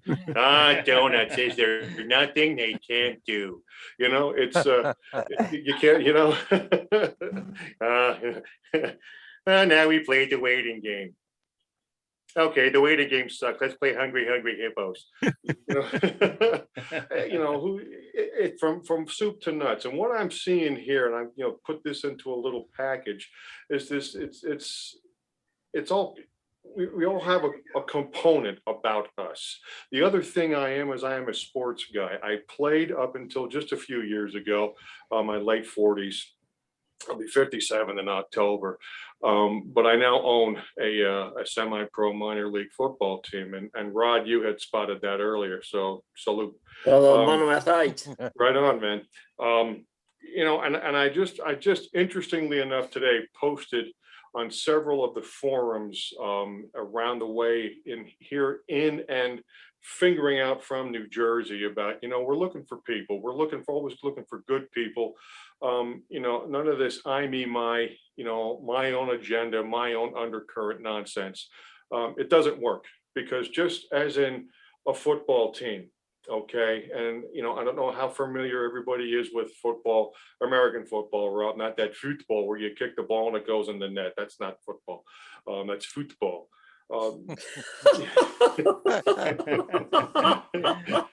And not the one where the guys go after you kick it through the thing. You know, that's fun to watch, though, I have to say. But just as in football, you know what? If there's, out of all the players on the field, if there's just one, if all the players on the field, if there's just one that's not working diligently on their task at hand, it's all about fix, focus, and finish. And it's the same thing here. Fix on the objective, focus on the details, finish the job. Okay, so just as on the football field, if we're not all doing and collaborating together in such a manner that we're getting our tasks addressed successfully, the team falls, the team stumbles, the team may not win. Okay, and I'm seeing people like Paul, and Paul and you and Gene and I had a nice conversation just a week or two ago. And officially, it's very good to see you, by the way. Thank you. No trouble. But I mean, if it's somebody who needs to be, you know, the Doug Llewellyn, so to speak, you've got an issue, you don't take care of it yourself, you bring them the card. Okay, if you need that, or if you need something to where, you know, it's a grand jury was one man's dream, vision, and desire. Okay, whatever it may be. Okay, or you need a theme song. Gene brought up Billy Vera, who we're going to speak with next week. Oh. Yes, everybody, or pretty near everybody, remembers At This Moment, that song. Yep. that was from a TV show, from Family Ties, but it was all over the radio for several years, I might add. Okay, but with TV, there's a guy who also did the theme songs for King of Queens and Empty Nest with Richard Mulligan. Remember that show? Yep. Right. Okay. So, not only was he a recording guy you heard a recording star you heard on the radio, plus his career goes back to the 60s, by the way, he also was involved directly in television and branding television programs. Again, Empty Nest, King of Queens, okay? My eyes are getting weary, my back is getting tight. Well, that was him, okay? It's not on the air anymore. It's in syndication, and I still remember it. That's what it's all about. Whether it's someone like Maureen bringing ideas to the table, whether it's, Jimmy Deal and everything that he's done, whether it's Marcus or Mike or Wade or Randy, and, it's Roger, the whole Megillah, Lisa, the two Lisas, and the others who have come and had to leave tonight. It's that team on the field. If we all do what we need to do, the team wins. What a concept. Say it any better. Couldn't say it any better. Beautiful. Amazing. Yeah. So I'm glad to be a part of this, whether it's co-hosting a program, working out my, my talent chops, or, collaborating with Rod, on ideas and, and like Absolutely. the liners I sent you, the other day. For, Yeah. We actually just finished that. I'm about to send it across to you. So good on that, Get in So the thanks gene, for man. that. This is great. We can, and it's just, it's 86 little things, but all of a sudden when they meld together, it's one big giant yes, and But how can you go wrong? Right. 2 + 2 equals 20. Pretty much. I mean, right here it's 12. We had 16 or 18 before, so you're exactly right, Paul. But that's what I was saying earlier, John. It's about not doing or replicating a Motown vibe, but it's that sort of vibe that we're saying is we've got the music there. We're looking for the musicians. We've got the platforms like in Kenneth and all these people and Jimmy that can and Wade that can get that music out there. We've got the guys like Paul that can host, do the distribution shows and things. And then we've got the overarching guy, which is Gene, that sort of puts us all together. So we've got everyone here that can do it. Now we just got to do is get it out there and sort of filter it through to each other. And John, you've been great in helping us. I mean, the guys down here, they've been doing the breakers, and it was just amazing from what we did to when you sent us, sort of do this, and everybody was just going into it. It was just amazing how it just Put sort your of, own stamp on it too. and you'll by hear the what way, it sounds like. Put your own stamp on it too, by the way. Oh, we do. Does not have to go completely toward the Oh, script. no, I mean, no, if no, it does, we it do. does. Believe you me. But you're exactly right. Barry Gordy We're did having it. fun with it. You're exactly right, Rob, with the whole Hitsville example. Barry Gordy's whole thing was a collaborative effort. That is what I'm talking about. All of those personalities, artists, and talents. That is something to truly, especially what we're looking for with you, and then with the rest of us. That's the whole idea. Collaboration. Speaking of Kevin James, you know what I mean? It's just all about. It's the team. It's the team, kids. It's the team. Period. And we're working on him too. We're trying to get him on, at least find out, or Leah Remini, trying to get either one of them on, or anybody from the Did show. you see that segue he just did there? Did you see what he just did? What about Wade? Say this blood. It's kind of in me, Hey, Roger, you're next, buddy. Go ahead. I think a lot of people remember you from last time, but Paul doesn't know much about you. Okay, sure. You get Leah Remini on there. I'm going to do some stupid shit to be on the show with you. I don't really care what it is. Again, or still? Whoa, kidding. Wade is our comic for tonight. Mike, he's a comic as well. Oh, I look like a retard drooling on a bone sitting next to her. Don't you worry about it. Come on. All right, folks, how you all doing? Some of you know of me and have kind of been with us the first go around, right? That was the first official one, right, Gino? That we did all together? Not really? It did. Well, no, I mean the first official one that I was a part of. Oh, right? that was last month. Yeah. Last month. Yeah. Okay. All right, cool. So I met Rod, I met John, met Wade, met many of you, and It's been a pleasure, and I'm looking forward to working with you guys. I've been having so many things going on right now, though, with Shifting the Paradigm. I have a new podcast. I come out of retirement, basically, but as far as doing anything and everything with a microphone, I've been doing it since '86 or so. So John's got me beat by 4 years. So I've been doing it off and on. I've worked in FMM radio. I've also done online radio, and it was my audio voiceover business. I'm also a certified voice professional, audio professional. And there are so many people basically doing voiceovers that I decided to get into the audio editing, the audio engineering, basically. I'm very well versed with analog, but digital it's a totally different animal. Like I said in one of my other shows, you have killer plugins and things of that sort, but you're never going to have that true peak. You know what I mean? It's always going to be ones and zeros. So it doesn't matter how deep that bit rate is, it's just not going to be there, but close. So working with radio, it was my audio voiceover business that got me pulled into doing like Truth Talk Radio and things of that sort with Aaron McCullum. He was a whistleblower on Project Camelot years ago. He had a really cool show called The Truth Collective. And I said, hey, Aaron, I said, this is what I do. I'd like to send you a couple of freebies and let me know if you like them. He liked them so much, the original ones that I sent him, he put on the show. And I'm like, cool, thank you. A couple of days later, he says, he gives me a call and says, hey, I got a question for you. And I said, yeah. He says, you're in school for computer sciences, right? And I said, yeah. And this was circa 2010. And I said, yeah. And he says, you've done all the radio and producing. And I said, yeah. And he says, well, I would like to invite you to be the co-host of my show. And I was like, that sucked me into doing these true talk shows and things of that sort. So after Aaron left, I was with him on the Truth Collective, and we changed the name to Universal Truth Evolution. And then he left and I left, and Dave Corso, the late Dave Corso, he was also a whistleblower on Project Camelot with Gary Cassidy. And he asked me, he says, well, would you mind co-hosting me on my show? I guess he liked my material. And I said, okay, sure. So I worked with him for a while. I'm not going to say several years because it wasn't, but it was a while. Then I took a hiatus and I moved over to the UK for 3.5 years, had a girlfriend over there, and I created my own radio show podcast called Max and Maxium Radio, where I was interviewing the movers, groovers, and shakers that are still out there doing their things, such as Laura Eisenhower, Sasha Stone, Mary Rodwell of CERN, and many other folks.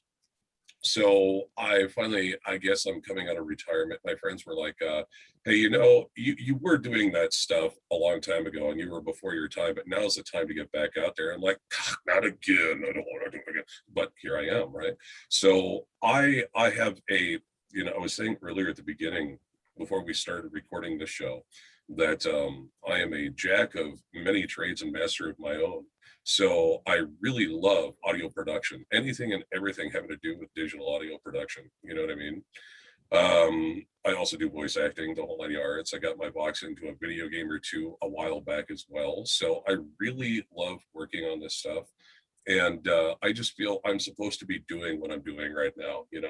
I've had so many other jobs out there, your general labor jobs, and it's just, no, and here's the funny thing about those jobs too. Every one of those jobs, people are like, hey, how come you're not working on radio? And I'm like, I used to, but it wasn't paying enough, So it's like, if I had a nickel. Right. Yeah. I had a nickel. How come you're not on the air or doing some voiceover stuff? Right. How come you're not, like on Kicks Country there out of South Jersey? Because I work here. Right. Yeah. And to mention that, back then the pay wasn't all that great either. So, I managed to accumulate enough through my own endeavors, and I've gone international and professional way before I had my own website, and also became certified and all that before I had my own website. So it's all out there. I drop my info in there for everybody. There's anything I can assist you with audio wise, audio production wise, commercial demos, what have you. I'm your guy, I guess. Unless John can do that stuff too. Hey, we got a couple of guys here. How about that? All right. And that's what's good about it, Roger. I mean, really, anybody that needs anything is right here. We really don't have to go too far to find what we're looking for. You got a production team here. You got people that can do voiceovers. You got people can do advertising. You've got people that are well-known authors and podcast people and music people. You've got everything right here. Can I ask self-contained? Yeah. Can I ask a question? It's probably very unprofessional, but Roger, can I ask what is right behind your head? I don't know if absolutely, Roger. it's the Come perfect, on. the perfect placement. Yes. That's what. Okay, the that's way what his head is. That okay. So I reside. I reside Just in slide to the South. left or slide to the right. I just want to see. I reside in South Dakota, and that is a big Lakota blanket that I was given by Really? a housemate. Yeah, and it's helping soundproof my room. My room is my soundproof, right? It is So- such stunning professional placement. I've been staring at it. Tatanka. I didn't know. I didn't know. Many if there was horns. some- Many The horns. way your head is just right there in the middle. Yeah, I wasn't really paying attention to that till now. All right, I'll move. No, Look Thank at him. you. He looks like Jesus. Holy I know. smokes. I think it's really cool. you know what's? Yeah, exactly. Wade, that's exactly. My Come one on, of come my on, hold the torch.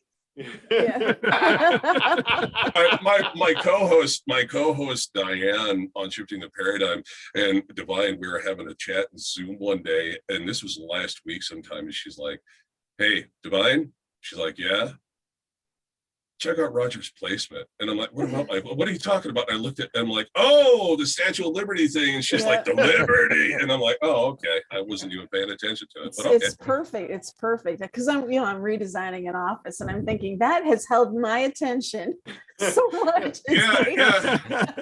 It's a 12-point star, and it's got embroidered horses rearing up in between. Yeah. Thank you. Sorry Yeah. to take Maureen, I'll us. Sorry say- to take us all off track there. So. No worries. Maureen, I Well, think if for you had you, your you know, hand like a up. rainbow with a moon and a Right. star, it'll be very apt, you know, it'll be great just Right. across the I fault know. there. Really I quick, do. right above it on the ceiling, I have a celestial sun tapestry up there, so you're not too far off the mark there. Yeah. You could I guess almost that be, one will be Beautiful. just well it was Maureen, just the background there, Maureen, Yeah. you know, A that unicorn. I love it. I love it. I love it. I thought it was so cool Yeah. when you first came in doing that. I thought it was you really could cool. almost be like, remember there was always that one kid in like 5th grade where he had his hand up and they would call on him and he would answer and he would never put his hand down. Put your hand down, Roger. What are you, the Statue of Liberty? Oh, sorry, Mrs. Quinn. You know, you could be that guy. Oh God. Well, a lot of you remember Laura from last time, and we're gonna catch up with Laura now, see what's going on in her life. I see her doing some shooting. She's doing some amazing stuff, and this, like I said, this lady ran for president. I would have voted for her easily. Hey, I'm gonna, Gene. You guys, I love you guys all. I need to step away, and I hope to get back here because I understand that this chat goes on for hours. Well, So, it's usually yeah. until everybody's done. Yeah, we Got just it, give got everybody. it. But thank you so much. I will be in touch. And hey, Gene, check that WeTransfer box, please. Okay. I will. Thank you. Got it. Okay. Thank you so much, Roger. You've given me some great decor ideas here. Right on, Maureen. You have a good one. Thank you. Thank Good night, you. Maureen. Bye-bye. Go ahead, Laura. You're on, my dear. You have to unmute. Unmute yourself. You got to unmute herself.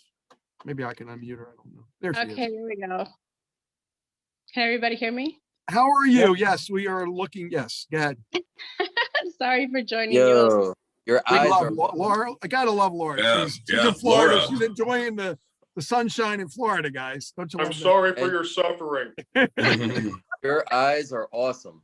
Yeah, I was gonna say, Laura, your eyes are just like phenomenal. Thank you. And when you say it with that voice, it's extra cool. Oh my. Well, you know, since the last time I caught up with you guys, my case has improved. It's doing really good. Given that the state has nearly zero evidence against me, the state has offered for my case to just go to probation, no adjudication, and in about 6 months, it'll all go away like it never happened. Yes, yes. So- Can you tell the people, the new people that are here, what you went through and how it's happened to you? Okay, so last April, right before Easter weekend, my husband called the cops on me. He said that I was dangerous and crazy and shot up his car. the long story short is I end up in cuffs, and before I knew it, I lost everything.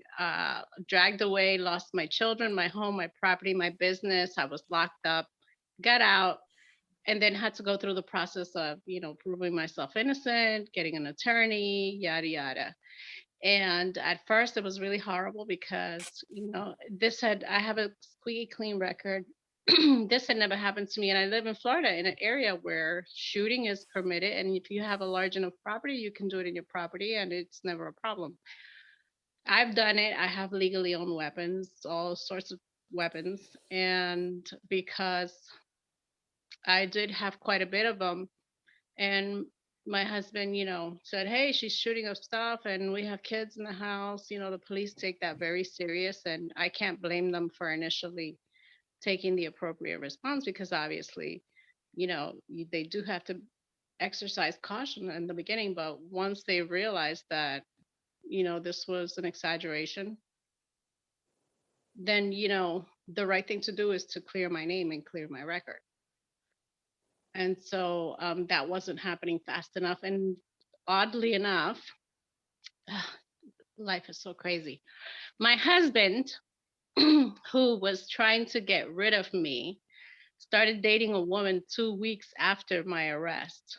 And they dated for about 2 months. And during those 2 months, bed buddies tell each other things, and things went sideways. And the lady found me and was telling me about everything that she had learned. And he had confessed to her that he had never seen me fire a weapon, that he had called the police on me so he could get rid of me.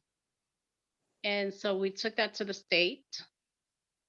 And then the rest is history because they're making it all go away. So my douchebag ex was just trying to pull a fast one, get rid of me, keep my house, my business, my everything, and destroy my reputation in the process. But thank God there is a good God up there that is merciful and is always watching out for his kids. That in the weird twist of fate, this woman was courageous enough to find me and tell me about it. At first, it was a little funny because she actually believed the hype, and she was afraid that that if she contacted me, that I was gonna go all Rambo on her too. But but I was like, no, don't believe everything you hear. And we're friends. And I'm actually in her place right now. And so, Looks like you're suffering, Laura. You're suffering there, aren't you? yes, I am. It's horrible, but it's the sweetest revenge actually, because Oh, beautiful.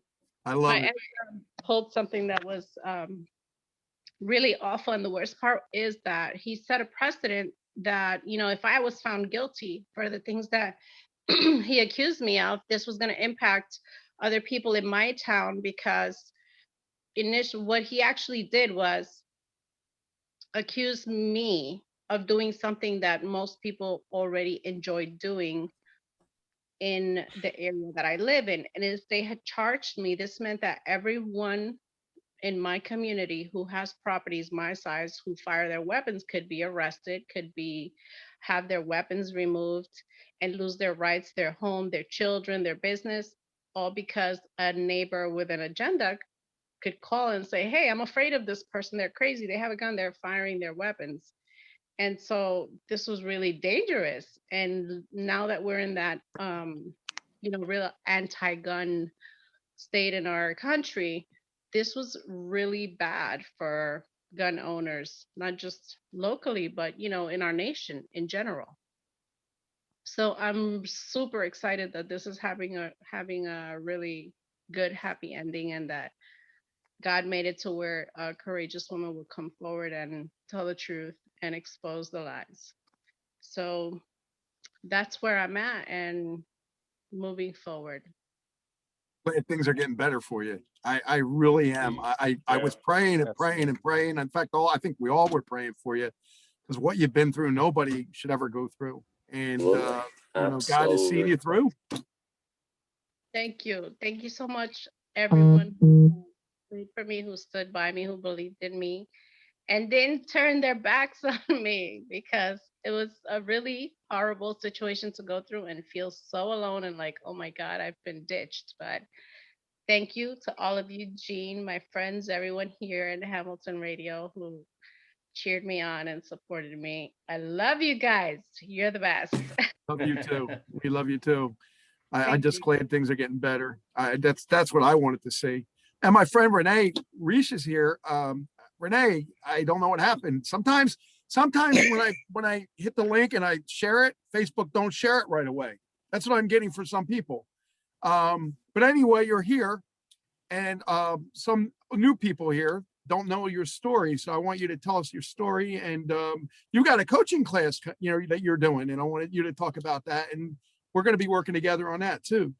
Thank you so much. Oh my God. You know what, you guys? First of all, I want to send so much love to you, Gene. I just flipping adore you. My God.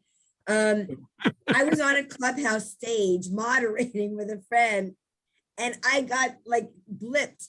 Like I couldn't connect. It was like, I'm like, then I saw your message. I'm like, oh my God. So that's done. Oh my God.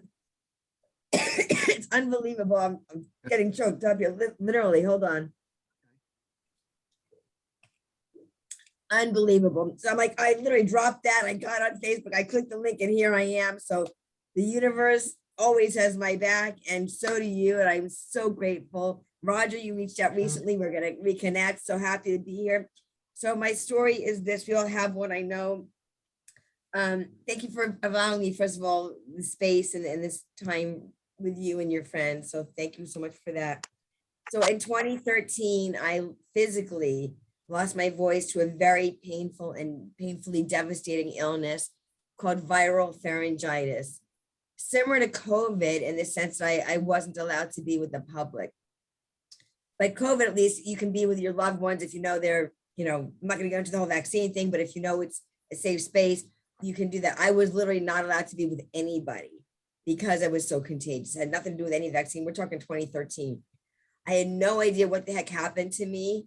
In hindsight, with or without glasses, it happened for me because although that pain was so great, my purpose is really great. And my purpose is to serve in a way that I never anticipated being able to.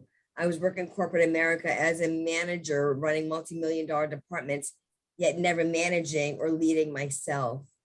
And I was in the doing mode rather than the being mode, people pleasing, fear of judgment, never feeling like I was ever or could ever be enough.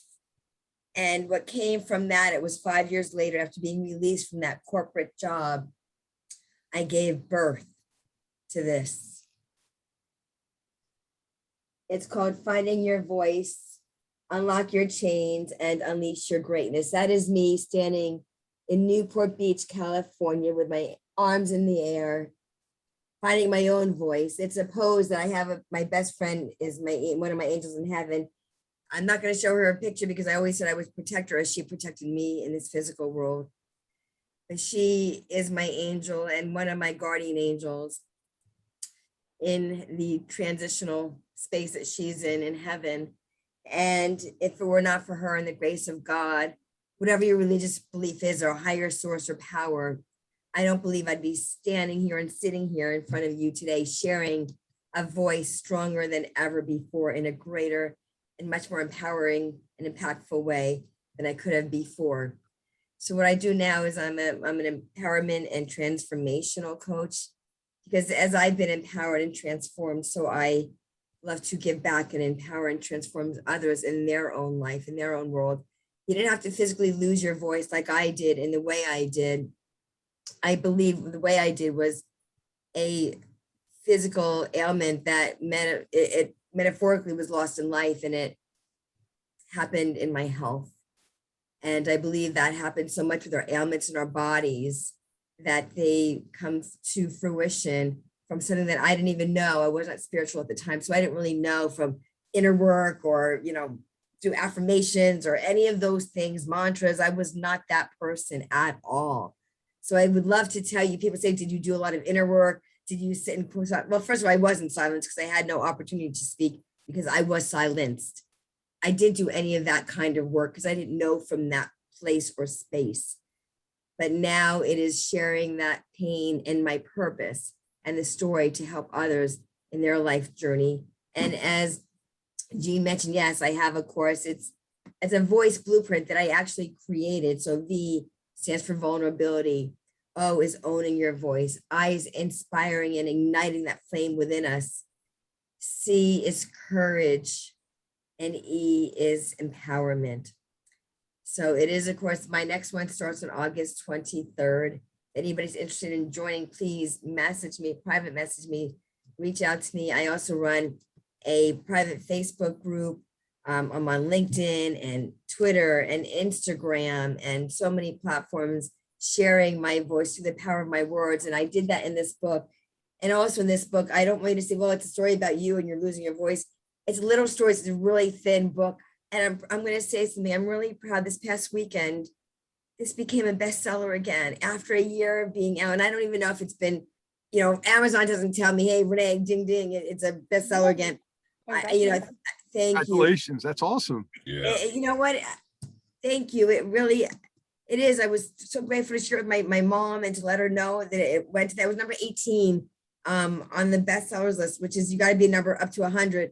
By the end of the weekend, it was like at 100, it was like 70, 50, 18. I was like, wow, it's moving around on all weekend. So this book, what I did at the end of each chapter, they're really short chapters, 83-page books. You can imagine the chapters are short. And it's a takeaway section because this book becomes evergreen in your own life, on your own journey, whatever journey you're on. Because I leave 2 to 3 line pages for your takeaway and what I wrote. And I pose a question to the reader, to you, because I want to hold your hand through your journey in life and hear what happened on that chapter in that book, how that inspires you and what your takeaway is in your own life. So when you pick that book up in a month, a week, 3 months, a year, 6 years, 10 years from now, you can see where you were on August 5th, 2021 to where you are today. You can also where you are that day in your journey. And it really is one of the chapters. It's a bit with Jack Canfield, well, not with him, but about him. I had him on my vision board the year before I ever met him.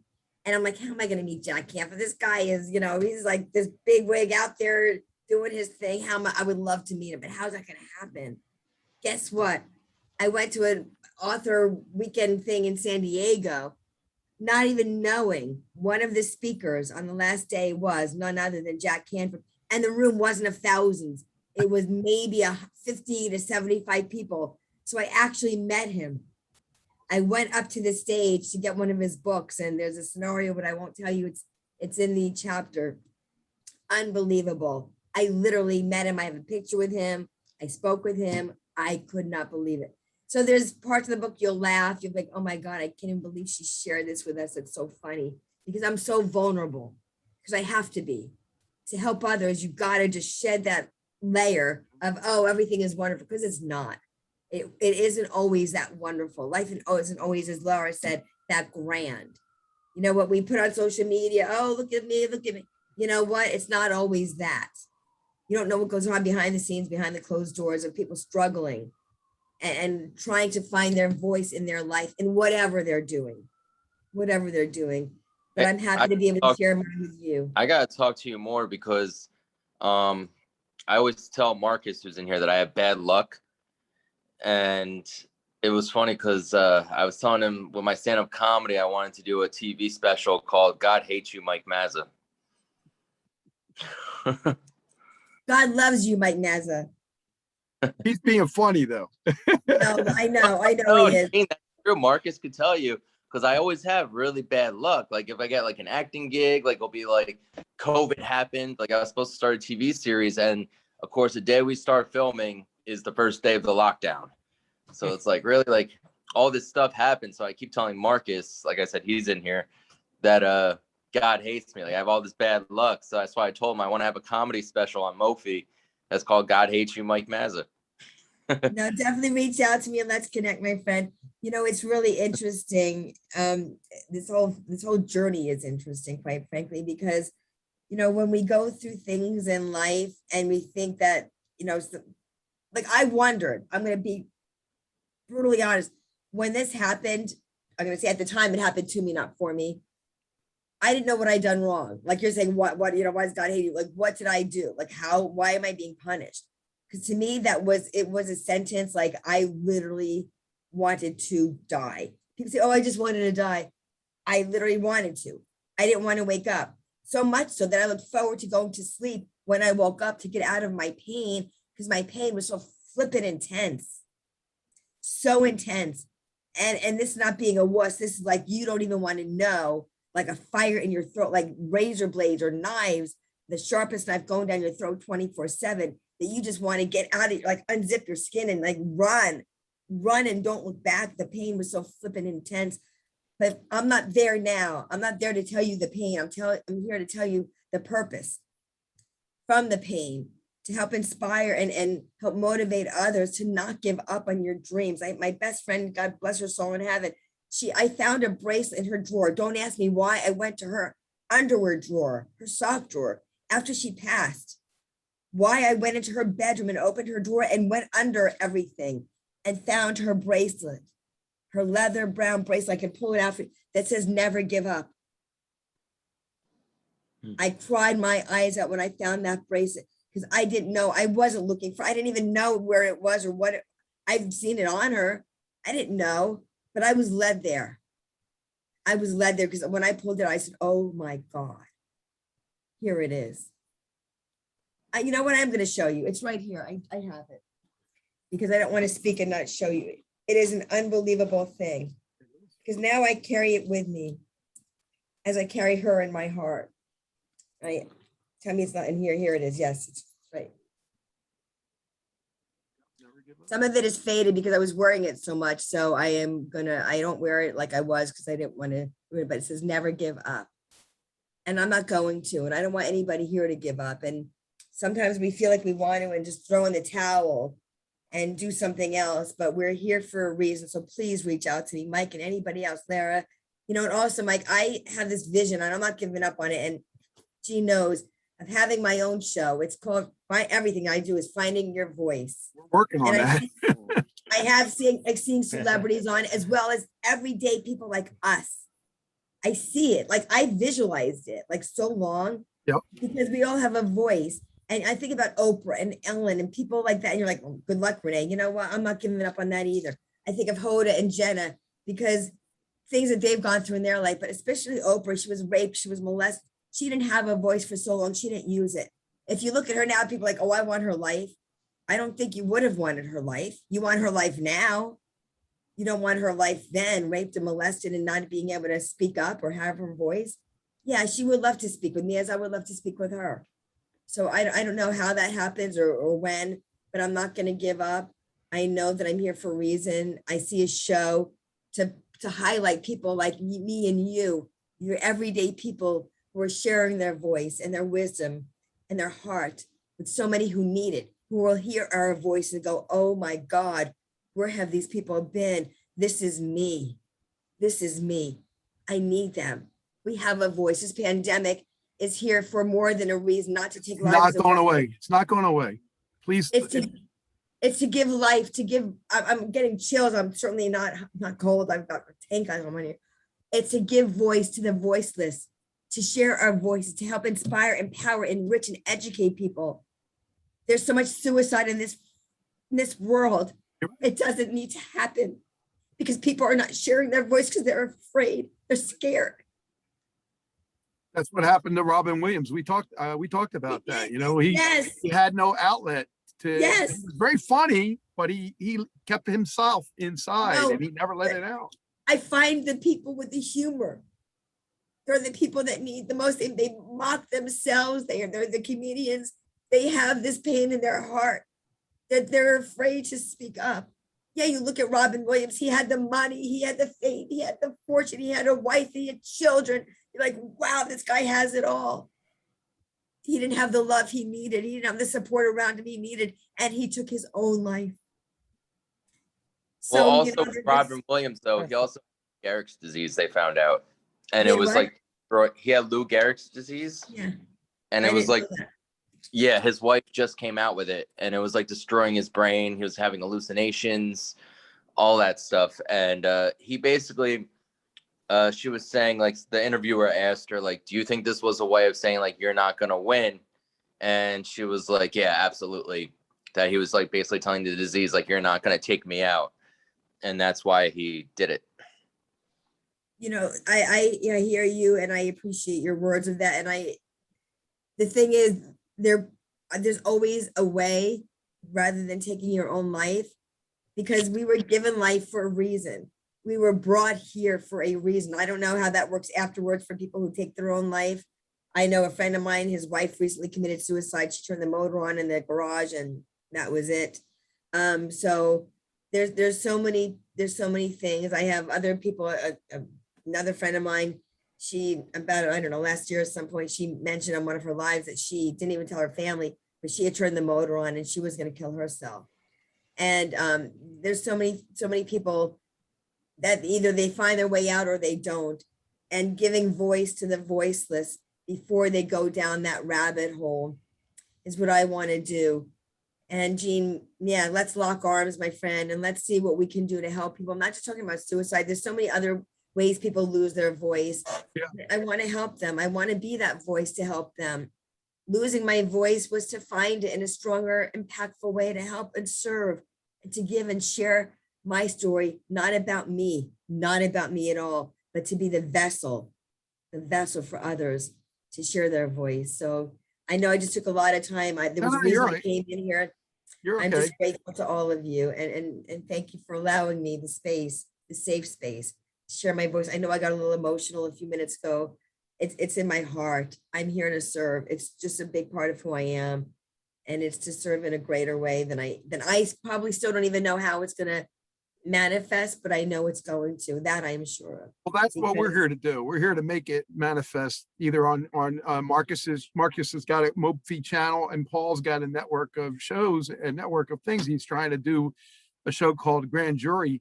And he wants people to be part of the grand jury, and people like us to get involved and look at the facts and base that on what we want to kind of verdict we give out. And that's kind of why he's here, because he's trying to get this show going, and I'm trying to get you guys together to be on the show so we can experience and work together on everything. Paul, do you think there's a lot of people here to work with? Oh, absolutely. And I think it's almost like I put it in the messages. It's almost like if everybody is old enough to remember Hollywood Squares. Yeah. Sure. It's a perfect Hollywood Squares type of thing, because the grand jurors, 16 to 23 of us, are going to be in there listening to each case by case and trying to bring these injustices to place. And I think it would, I'd love to have everybody here be part of season 1 of sitting in on the grand jury. Yeah, love it, right, guys? Yeah.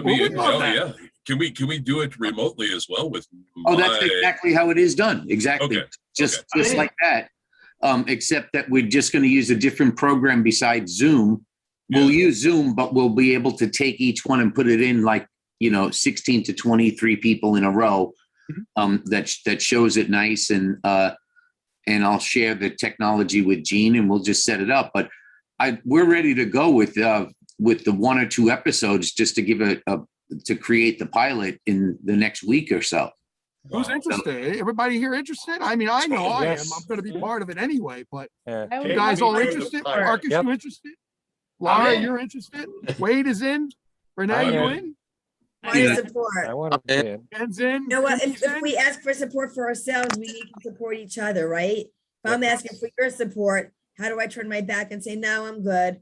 No. If we're That's the supporting whole each idea other. behind it. Right.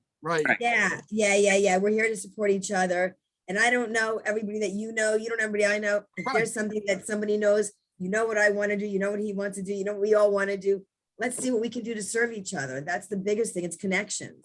Right. So, the main thing is that I'm picturing some cool music and a nice open with introducing in 15 seconds or less, a sentence or two about each of the grand jurors. Here's, I don't know how to say your last name, Renee, but Renee Reich, and saying something cool and then going to the next person, and all that. But that's what it would be like. And And then from that, we need to have, we just have to just understand that we don't want to be biased in any way, shape, or form. We just want you to look at the evidence, listen to the testimony that's sworn on the oath, listen to the law, try to connect it. And if there's a probable cause for a crime, let's do it. If there's not, let's not. Where are these crimes coming from again? Or these cases, sorry. Just to give you a quick example, my wife and I were victims of a $10 million plus crime, and we were decimated. And when we went to court in a civil action, we realized a couple of things. That we're proven to the judge that the sky is blue, and the judge is saying the sky is green. So being an investigative reporter, being a fraud examiner, being in TV, like if you go to a steakhouse, you're going to get steak. If you go to a VO guy, what are you going to get? You're going to get a VO. So when this judge says the sky is green and I prove that it is blue, I says, who the fuck is this judge to do this to my life and to say this? And I find out I was her first case in this real estate development matter that I was involved in. And she spent 16 years in family court. So I send my 3 camera crews to every family court case I possibly can in New Jersey. And I filmed hundreds of them. And from filming hundreds of them, we found that family court is corrupt. And then I find that probate court is corrupt. When people die, the state takes a lot of things illegally from people. Then I find that foreclosure court is corrupt. And then I can clearly say that every court is corrupt in this country. It's only for a certain echelon, and that echelon is multi-generations of money. So the fact of the matter is that needs to be stopped. So the thing is, within each and every civil action, there is a crime.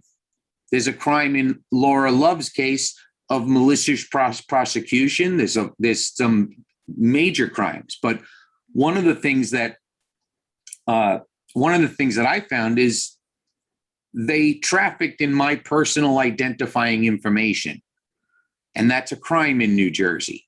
And I got a lawyer, a banker, and a $600 million fraudster criminally charged and arrested.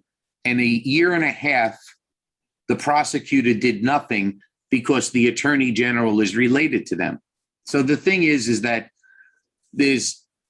with a show like this, it could be used as the tool where we, the people, speak, and they cannot do anything as long as we follow the law and we don't do anything biased. We just do the truth and we serve others to help bring out the crimes that have established, that are established. Because in particular civil cases, if there is a crime, the whole case is shot.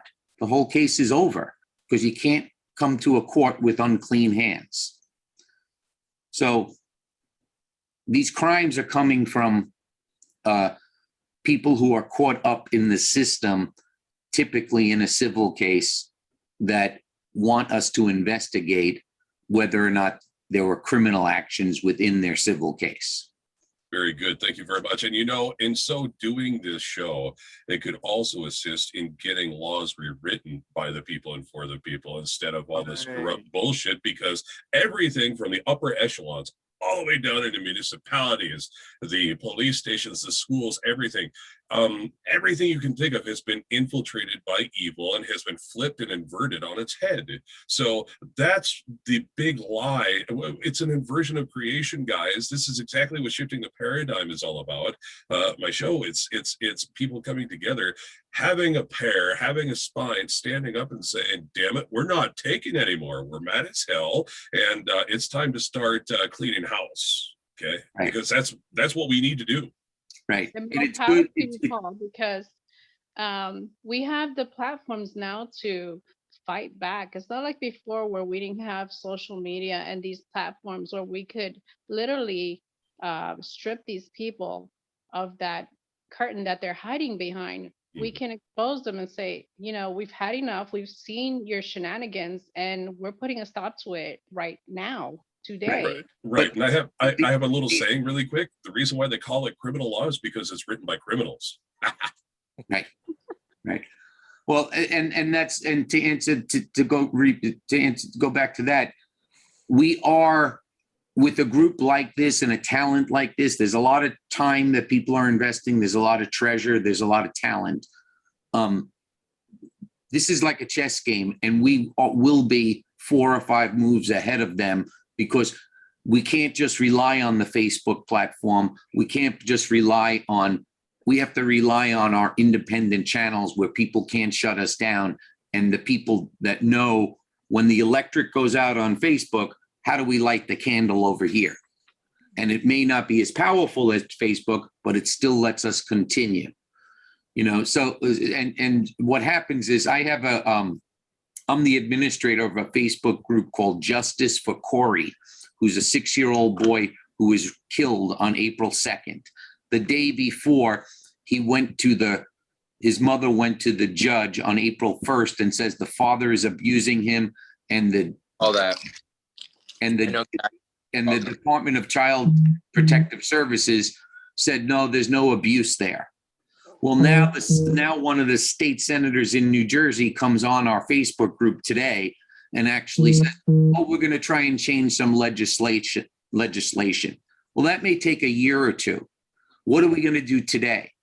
A television show like this and putting it in the governor's face is going to instill action and rid this evil, because there's evil out there that needs to be conquered, and it needs to be done by good people. Yes, it does. They need to be vanquished, and their corporal body is burnt to bloody ash. That's where I sit with it, guys. Sorry, but no, I'm not sorry. That's where it needs to. Yeah. And together with that, you're right. I think the power is to pray for them, and hopefully someday that they see the light. Pray that they see the light and turn their lives around before they face the wrath. But you see, Paul, sometimes you can't just pray for them. Sometimes you got to shock them into understanding what's right and what's wrong. You know, you got to put it in their face, you know? Yes. They got lost along the way, and their mind, like you said, they got flipped. And this is why we gathered together, not only to improve each other's lives, but to make this happen, the grand jury, and to make this work, because we got many platforms to put it on. We got MobFeed, we've got yours, we got networks, we got advertising, we got anything you need, like it says right here. Remember, you can't be shut down on my platform. That's what I said, another platform, right? Be as honest and graphic as you want. You don't get censored or shut down, unlike Facebook or anywhere else. Right. And that's the power of having your own channel and your own platform. Yep. Power of owning what? Yeah, exactly. That's why I owned Hamilton Radio in 25 years. It's the power of owning something. You know, when Pfizer came to me 20 years ago, or like when I first started, they said, we'll give you $5,000 to promote pharmaceuticals. And I said, I won't take it. They said, why? I said, because you're killing people. And they said, well, I'm not sure. I'll give you 10,000 a month. And I said, no, I'm sorry. I'm not going to do it. And I came out with a clear conscience, but that's the kind of person I am. Not everybody's like that. You know, not everybody's like that, because that would have changed my life. I guarantee you that. But no, I understand. We were in the same position, Gino. Yep. But yes, and at the same time, just like a forum like this, the people can promote themselves, and they will promote themselves, because everybody has a unique character in and of themselves, and we don't want to take away their individuality. But when you're expressing yourself like you are Renee, or when you have the look like you have Roger, at the same time, people are going to say, wow, who is that? And there'll be a bio about everybody on the channel and what they do. Because, you know, like Marcus, I'm super impressed with what you've done and where you've gone and who you're mentoring and what's going on. It's just amazing what everybody can do together. And, you know, I tell everybody, I said, I took a peek into Hollywood and I saw the game they were playing, and I said, I'm not interested in playing your game. So I'm gonna go over here and do my thing, Right. Yeah, but Do what's your the thing, man. what's the bottom line of that game? It's selling your soul flat out. Yeah, yeah.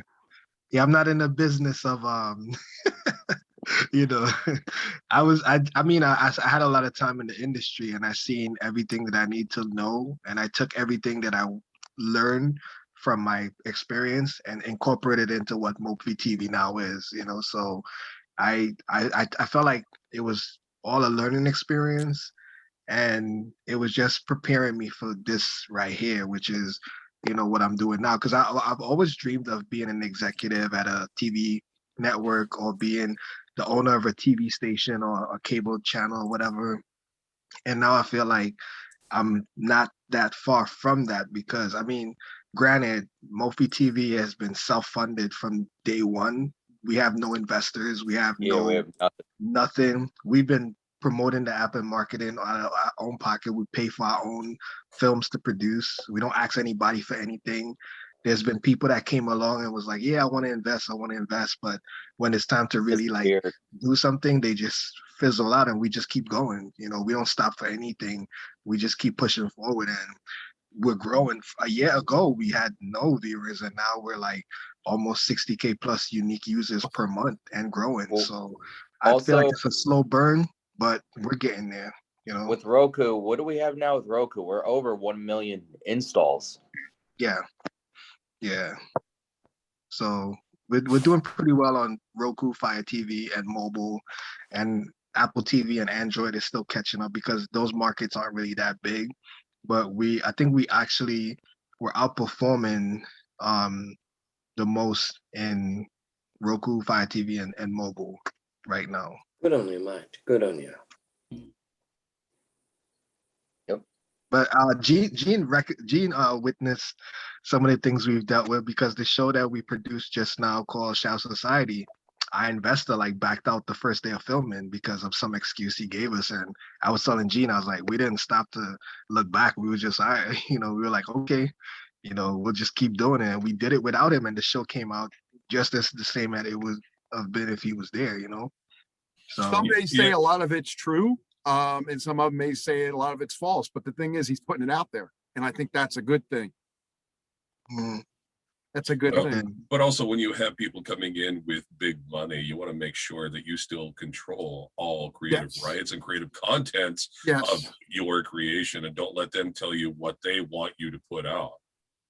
Yeah, well, we had this discussion like 2 weeks ago, and I decided that Mofi TV will never go public.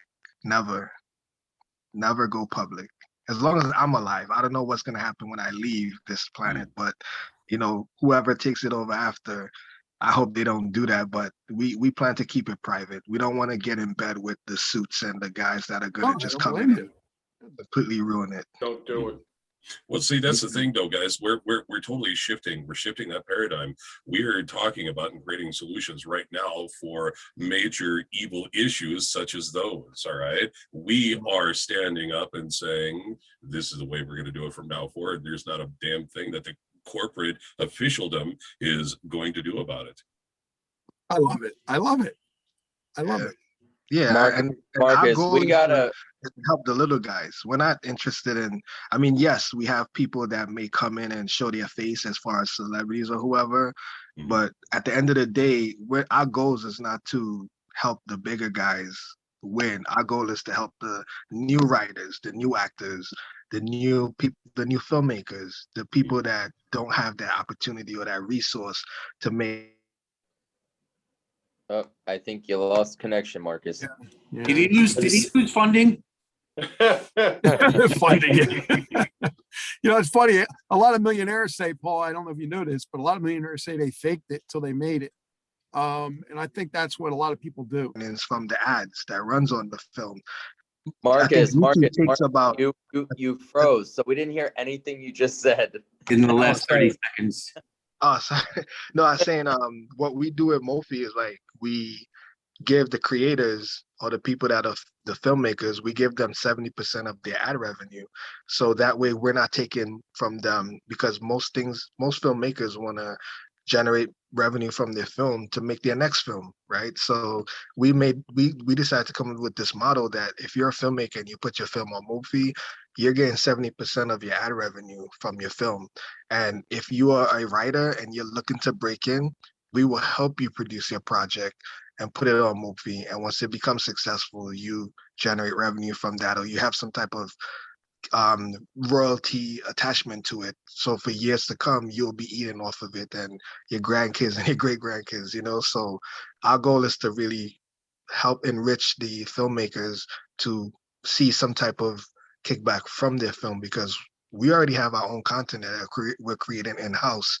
So we want to make sure that if we were to help someone else, that they can have those resources available to them and also be able to see the benefits of working with us and have a great relationship all across the board.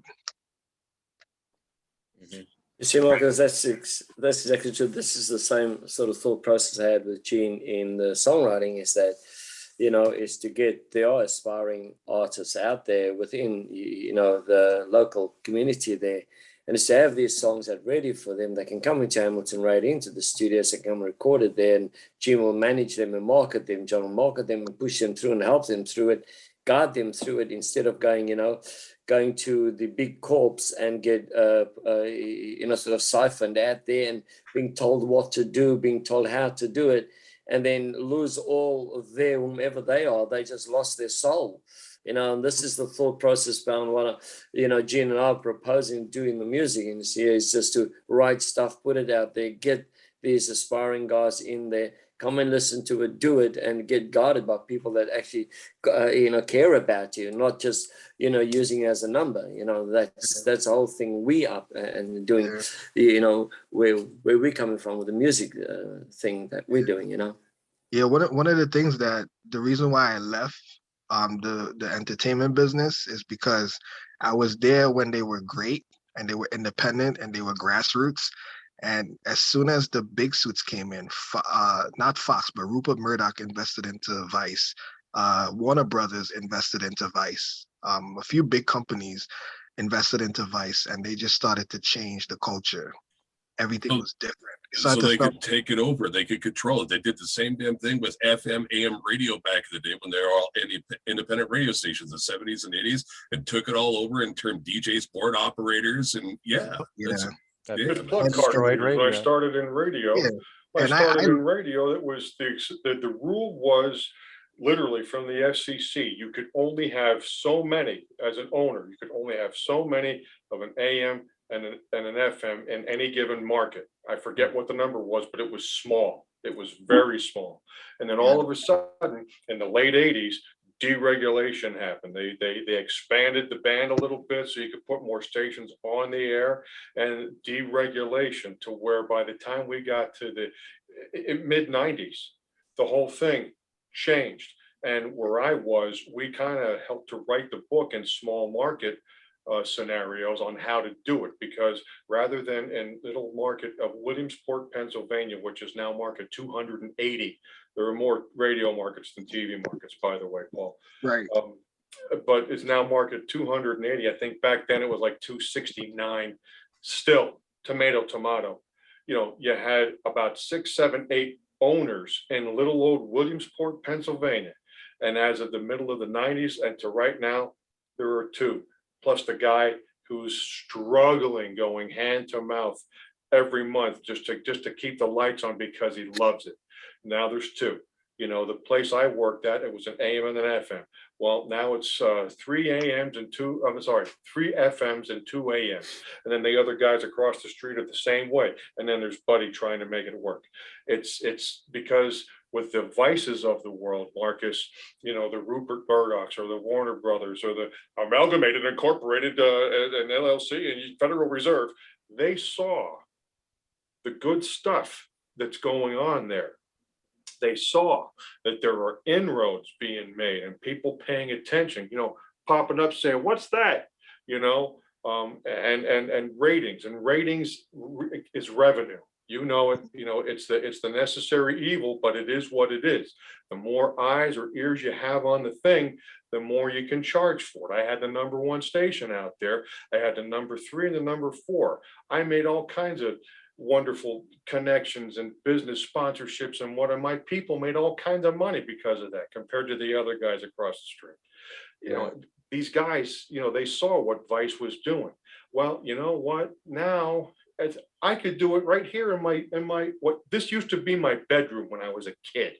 Okay, I could do it right here if I felt like it. You're doing it. I could get downstairs in the basement and do it. I could go to my dining room table where I usually am and do it. And this freaks these people out because all of a sudden it went from, yeah, see, we got all the power to, you know what I mean? And now they don't know what to do. They don't know whether to shit or shine their shoes because you've got Roger, you've got Marcus, you've got Mike, you've got Paul, you've got, Renee, you've got Larry, you've got Rob, you've got Jimmy, you've got Gino and Kenny doing all this wonderfulness that was up until very recently was reserved for the big boys. Excuse me, adults are talking. Not anymore. Not anymore. Right. And to that point, when I had 23 employees working for me and we were responsible for bringing in $100 million of revenue for these big TV stations, the 23, you were fired if you use the A word, the B word, the C word, the S word, and that B word, which is, the A word is advertising, or because my content is not advertising, because we had doctors on in business news. It's not an infomercial for a doctor. They were qualified to come on. We never used the word blogging. Those are not what I thought you were talking about. Ladies and gentlemen, Wade Saxon. I forgot to mention you too, but the Wade Saxons of the world as well. Prime example, beautiful example, but go ahead, Paul. Yes, but the blogging and podcasting are words that this establishment has put on people, that when you think of a podcast or a blog, it's a sub thing below a stature of a TV show. Right. Like for instance, imagine calling Renee's book a pamphlet. Exactly. But yet if she did her own podcast, she has more experience of regaining a voice or having a voice than Barbara Walters does if she was still on 2020. Well, Paul, it's all about the packaging. Perception is reality. And if you keep banging the drum in a certain way, you've got, on one hand, you've got the actual TV program, official television programming going on. Right. Versus you got the guy doing the same exact thing downstairs. Hi, I have a podcast. No, that's not even correct. That's not even correct anymore. There might have been a time in the very beginning when it was all clown-esque because, oh, this is new. Let's see what's gonna happen. Because it was new and it was cute and it was novel and it was, hey, I got a podcast. Now, wrong. It's again, just like in the one movie with Nicolas Cage and John Voight, the status quo has changed. The status quo has changed. Chapter and verse. Believe it, take it to the bank, don't doubt us. It just really has. And these people are still thinking that, I have a fun little podcast. Wrong answer, Hans. We've got some strength. We've got muscle. Paul, you've got muscle. Roger, you got muscle. Holy fright, Wade, you've got all kinds of muscle. I mean, jeepers cats. You look at this. Renee's got muscle. Look at this. Okay, here, just a little helpful tip from your Uncle John. Don't run into her in an alley. I'm just saying. My son can do that. How the hell can you do that? Amazing. Muscles, right? It's the muscles. My pro wrestling gimmick. I'm the dad bod. Yeah. He's not a dad bod. He's 24. He's been doing it since he's been like 7. Or anything like that. But I say how all the big wrestlers are all jacked and all that. I'm like, nope. I'm like, that's not what women want to see. I'm like, they want to see The dad bod. This just in, and take whomever, take it for what you like. I'm a dad. Just saying, I'm a dad. Yeah, yeah. But, But here's I noticed like to I the noticed matter all of these. at hand, Marcus, you've got the thing going on. You nailed it before it was nailable. You Yeah. figured out that all of a sudden you've got these greasy guys saying, yes, yes. They're doing Mr. Burns, and The Simpsons. Yes, yes, bring him to me. Well, bullshit. You know what? Wrong. No, don't do that. They figured it out that you had something, that there was something, that this little old Vice channel, again, isn't it cute? It's the Vice channel. Bullshit. And all of a sudden they saw that there was something there, and they just yoink before anybody could realize it. I mean, I Well- studied the market. I tell these guys, Mike and everyone, I say, look, if there's one thing I can tell you, I study my opponents. I am one of these guys. Like, I watch everything. I don't miss a minute of what's going on in the business, and I study all the people that I'm looking at facing eventually, because I watch how they develop these apps, and then I watch how they come in and buy them up because they want to control the game. Yep. And I know that what Mophie has done within a year, we have surpassed a lot of the things that normally you would still be doing right now. So I know by the end of this year, going into next year, Mophie TV is going to have a target on its back, and everybody's going to be coming for us because they want to either absorb us, or they want to control it, or get their hands in it. Because I know that what we do right now, you would think we have millions of dollars in budget and in capital, but we don't.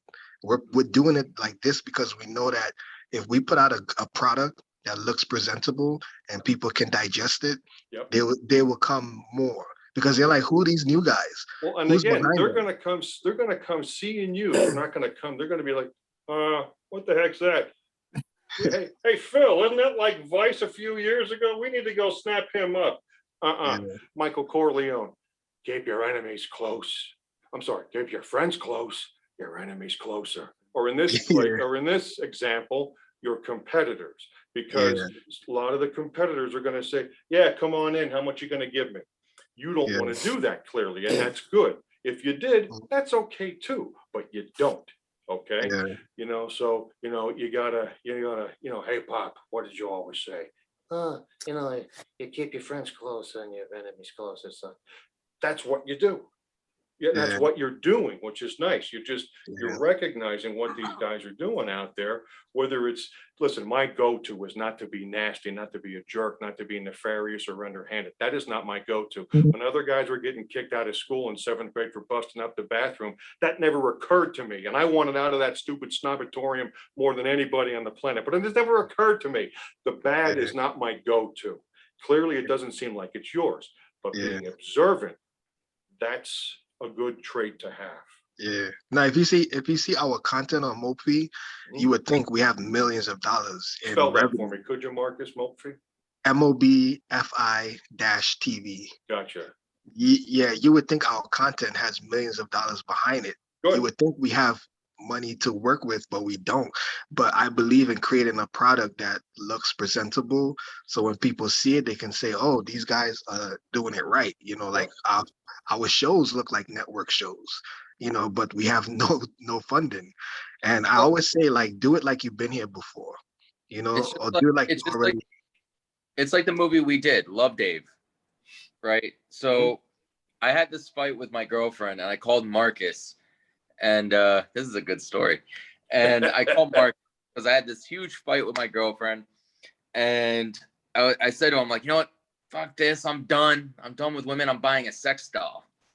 And on the phone with Marcus, he doesn't get off the phone like really, really fast. He usually talks for a while. And he's like, dude, I have to call you back. I'll call you tomorrow. So next day he calls me up, not even 10 hours later. It's like 10 in the morning. He's like, hey, bro, I got the script. And I was like, what? And now this is the middle of COVID, like the height of it. And I'm like, how are we going to film this? He's like, we'll get a small room. We're going to do it. And we did it with absolutely no budget, just like with people we know, like who had places and stuff like that. They let us use it. And if you see the movie, like, it's not like the greatest movie. It looks like a small independent movie, but a lot of people who saw were like, oh, like, what was your budget? And I'd just be like, yeah, we actually had zero budget. We didn't have anything. And they're just like, what? Like, really? And yeah. Let me tell you, Mike, there's a guy, and give me a second because I'm going to circle around to a point very quickly. When I worked at a certain place about 10, 12 years ago, the guy who was the DHL driver, very happy, upbeat fellow, okay? But he was a DHL driver. I mean, how could, just drone every day. I mean, just very repetitive, but he was a very upbeat guy. And I would always say, and I forget what his name was, Bill, let's just call him Bill. Hey, Bill, man, how's it going today? And he said, John, man, another day, another way. And the first time he said that, I'm like, what the hell does that mean? Then he would every day, Bill, man, how's it going?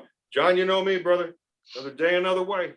You know what I always say now? All this is like 2008. So we're 13 years later, exactly 13 years. Like hey, John, man, how's it? What do I say, Gene? How many times have you heard me say that? Hey, John, what's going on? How you got a minute? How you doing? You know me, Gino, another day, another way. That's what you did.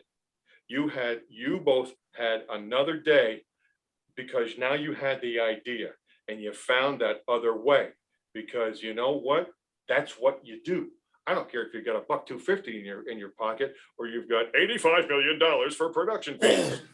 It doesn't matter, or whatever the stuff is. I'm not a movie guy. Mm-hmm. Yeah. Well, I just want to say this too. What did you make for it? I'm like, I didn't make anything from it. I just did it because we loved it. We wanted to film. Paid for that. Like I just did it because I loved acting. Yeah. I get it. Yeah, I definitely, and I wanted to say this too because I know there's a lot of real great people in here with a lot of experience. There's no one sitting in the Mophie TV office right now. There's just myself and the crew out there filming and creating content, and nobody's in the office. So if any of you guys would love 10:30 to at be night, Marcus. involved, The Mophie TV World Headquarters is shut down for the day. It's okay. Turn those lights off. We're not here to waste electricity. yeah. Well, yeah. Also, so Is your video on the Mophie TV channel right now? yeah, Love Dave. Yeah. Yeah. Also, Okay. people always ask what happened to the sex doll, and it's right there in my room. Okay. I'll just be over here. Thanks So- for sharing.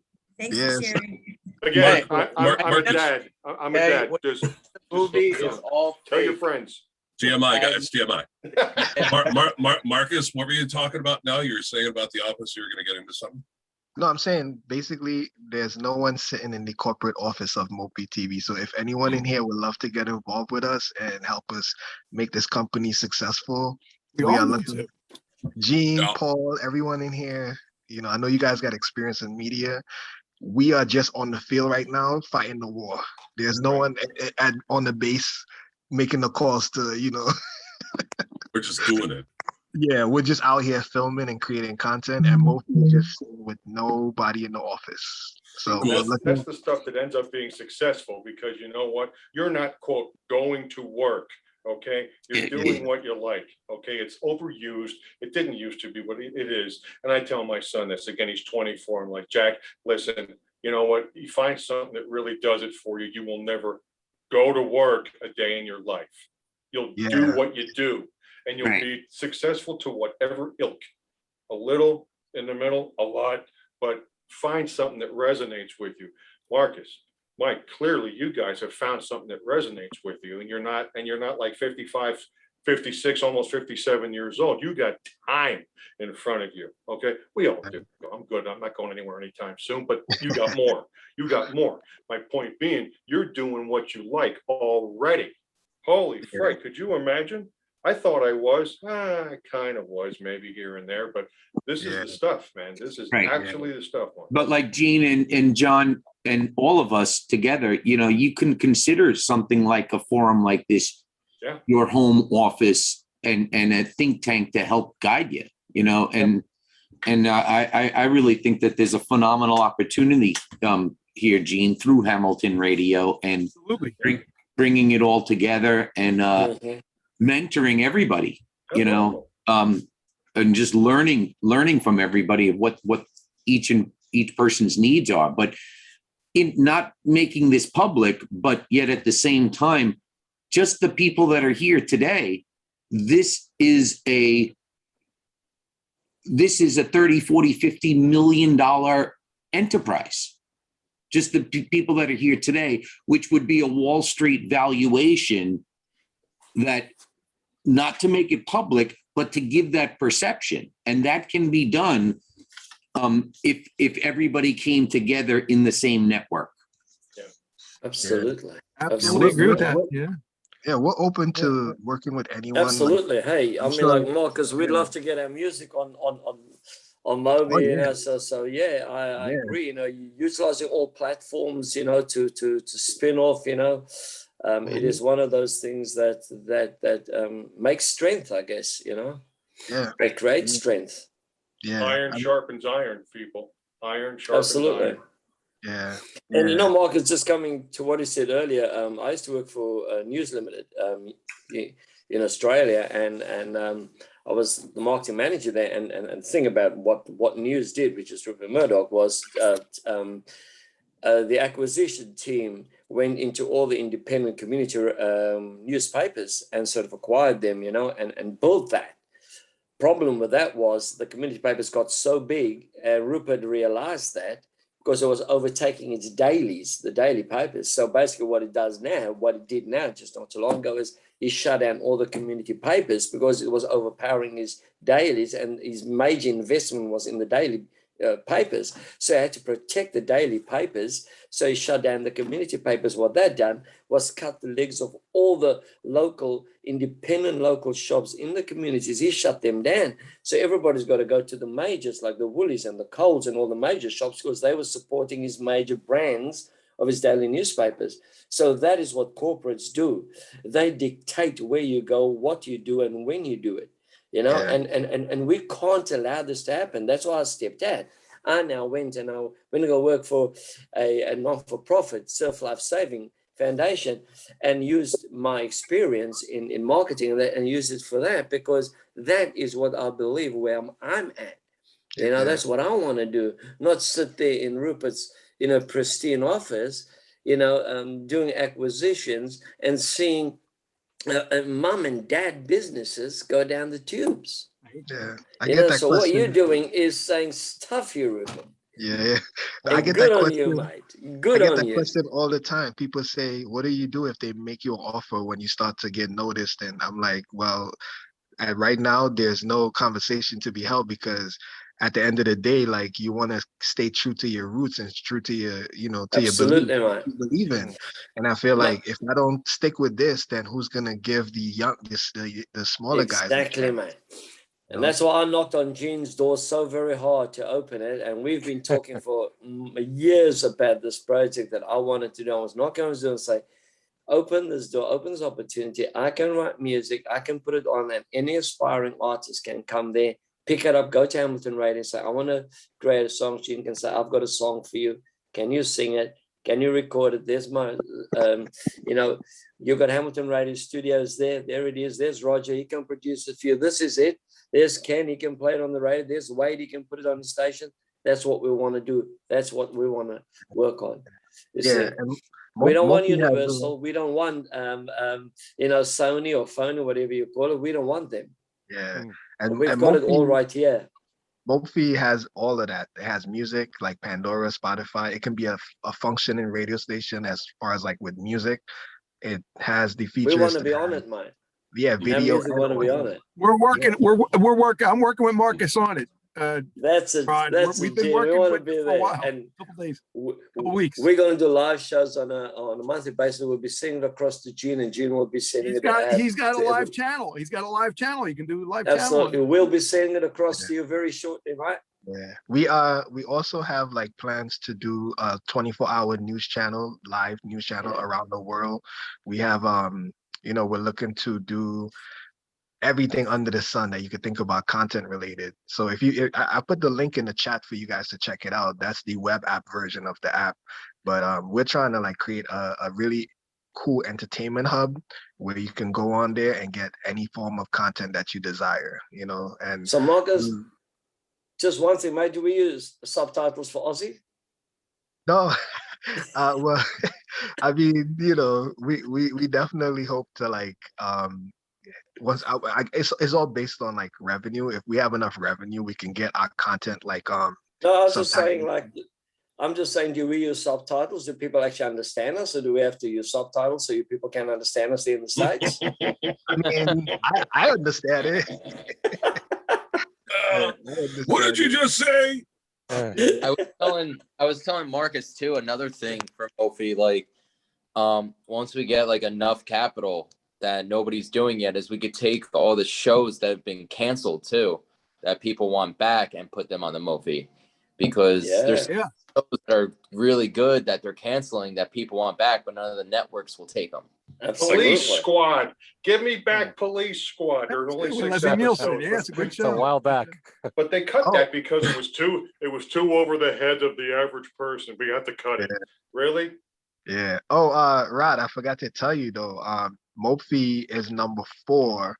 Australia is number 4 most downloaded in the world for Mophie. Absolutely, man. Yeah. I've got you on my mobile, but when I came to South Africa and been stuck here because of the pandemic, I can't get you. I can't get it here. I used to get it down in Oz. Really? Oh The yeah, mobile, that's where because we have downloads in South Africa as well. Is So- it? Because I've got it on my mobile, and whenever I go down there, it says content blocked. Oh yeah, I don't know. It shouldn't be because we are available worldwide, and I know the US, Canada, UK, and Australia are our top 4 downloaded countries. Yeah. Yeah. You should be able to as I find said, you should be able to find a browser to put on your phone, because you can find them for your laptops for getting past IP blockers and shit like that. So you should be able to find something like that for your phone. Yeah. Okay. So what? Just go and Google it there, Roger? Yeah, I would go to duckduckgo.com. Don't go to Google. Google is censoring all sorts of stuff that they don't want people to do or see, hear, whatever. Go to duckduckgo.com to look up the stuff. Yeah. Oh, okay, cool. Thanks, mate. Yeah. Listen, I got to run. I was going to say, go, Ken, go. But this has been great. I want to work with all of you. Good. This is an incredible pool of talent. So it's great hanging with you guys, and we'll talk in a month. And I'll get in touch with you before then.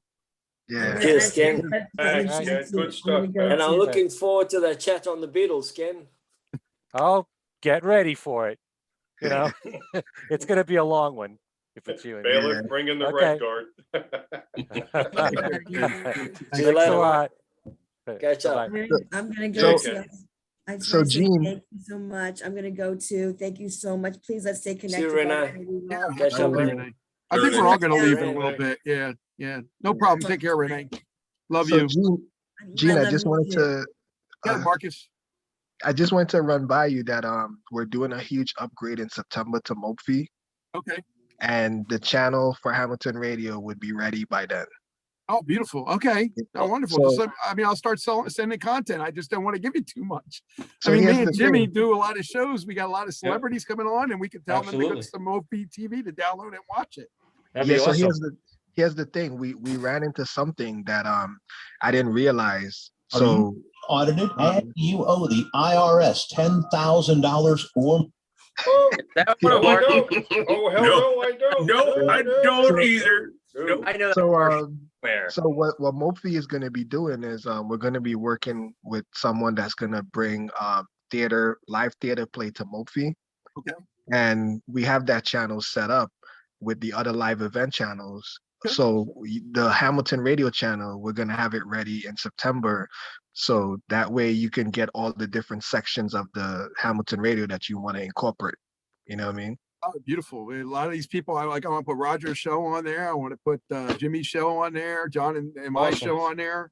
If Yeah. Laura decides to do a show, Renee does a show, we got all these content. Yeah. Paul show.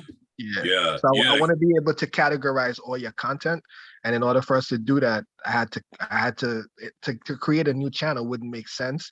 So when we upgrade, we're gonna get the additional channels included. So I'm just gonna launch yours when we do the upgrade. Okay. All right. That's And that's fine. That's September. fair enough. Oh, As long as, this as long as is it's under your channel, that's fine. This is so cool. The pool of talent we've got here, my mind is just going. Go, Science. Roger. Science, everybody. Science. Yeah, Paul, I was going to ask you, you wanted to start on this within a week, your show, or next week, and if when, because next Monday I'm recording a show, and Monday and Tuesday I'll be tied up, but I'm good to go the rest of the week. Yeah, no, actually, that the portion that we want to record is the grand jury portion of the grand jurors. Right. And Gene is in charge of all of that. Okay. I'm ready to do it. I'm ready to do it Tuesday, anytime after Tuesday. If we want to do Tuesday, Wednesday, Thursday. I'm good for Wednesday. That's up to you, Gene, as far as, but we need 16 to 23 people on the Zoom call. And just to listen to the 3 or 4 segments that I'll put through. And then we'll have and then we deliberate. You know, a foreman is chosen of the grand jury, and then we deliberate, and maybe in the first time we do it, we should have like a 1 or 2 sentence bio on somebody. Like you know, like you know, and again, I'm not the VO guy, John. You are, or you know. And here's you know, Jimmy Deal and ba ba ba ba ba ba ba ba ba ba ba, and Marcus Rich. I'm loving it. You know, yeah. No, I get it. You know, here's Jimmy Deal. He's from New York. He's a radio man since 1980. He's interviewed the big stars. He's worked on the big shows like Lifestyles of the Rich and Famous. Jimmy Deal, juror number 1. Juror number 2, Roger Silver. Roger comes to us from the Statue of Liberty. Perfect. You know. That's it. You got the groove, man. You got it. There you go. Right. You know, and Been there and done it. you know, and at the same time, you know,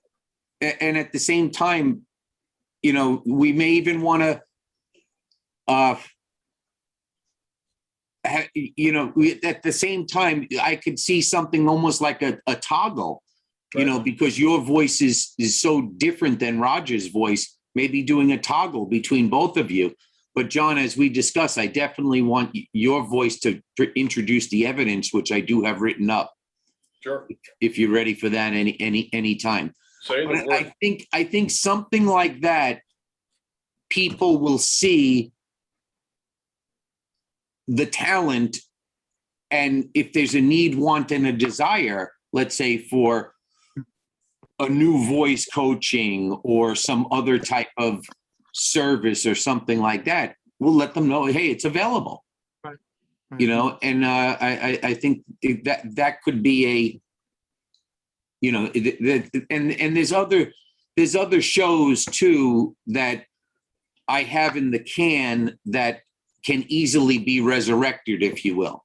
Sure. You know, I have shows like MDTV, the Better Business News Journal, PTSD Faces, you know, Learn More, Save More, different things. But this could be a big network, Gene, where, you know, a typical, you know, and there's content that's needed out there. Like I'm the type of person, if I'm gonna get my carpets cleaned, I will look at something on how to clean carpets, try to do it myself, and end up spending 3 times as much as I should have because I stained the whole freaking carpet because I put too much bleach or whatever in the machine. Right. You know, but then there's people that just say, wow, you know, and there's local experts that I could see tying things in just like they used to do in the radio stations. Like one of my guys that used to work for me worked for a Philadelphia radio station, and he taught me what radio used to do, of having that 3-legged stool of sponsorships. And I could see that, you know, the music coming from Australia, the local charity, and the local charity with Justice for Corey and Bruce Springsteen plays it. You know, we have that power to bring that together. Yeah. You know, for One World 5. That's it. There's For that kid, she's gone is an apt song.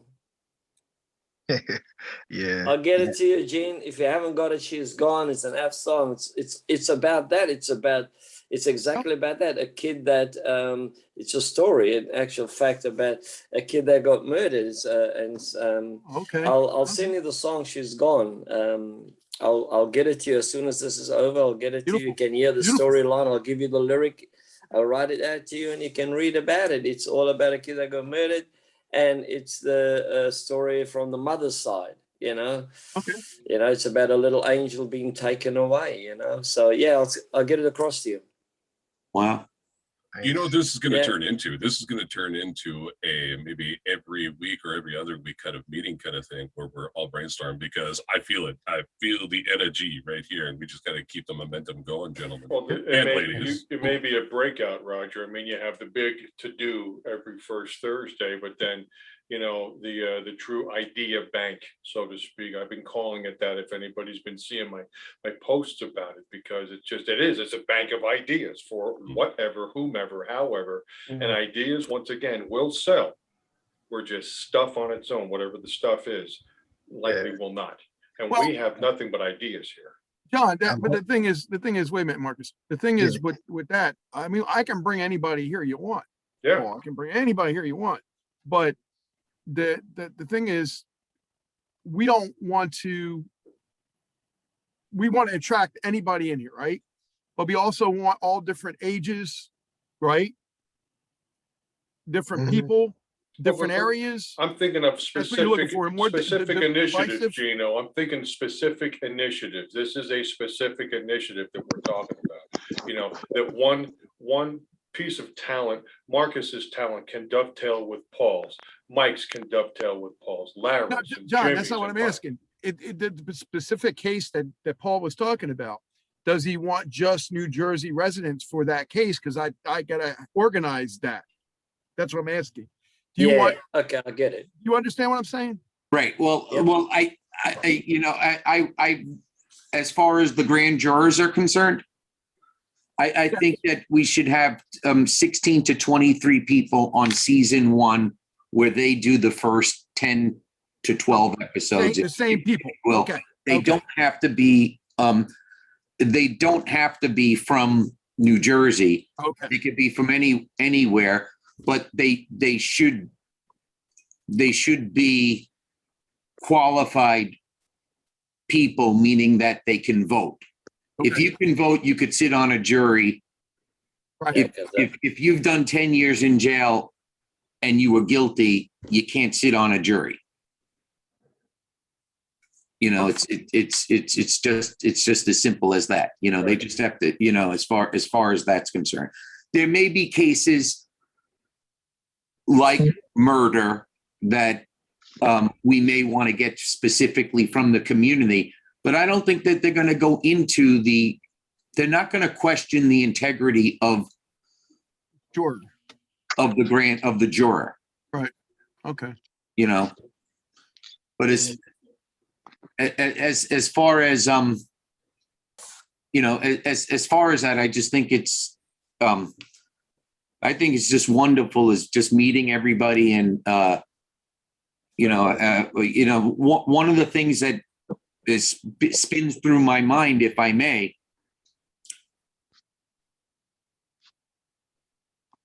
and this is where, Gino, it's your business and it's your candy store and it's your forum. But I recall I was on the board of directors of Axiom Sports and Entertainment, and we had some A and B athletes that we represented. And really what it always comes down to, integrity, whereas you can have, I'll never forget, we're doing something for the World Soccer Cup and we have Gatorade as a sponsor.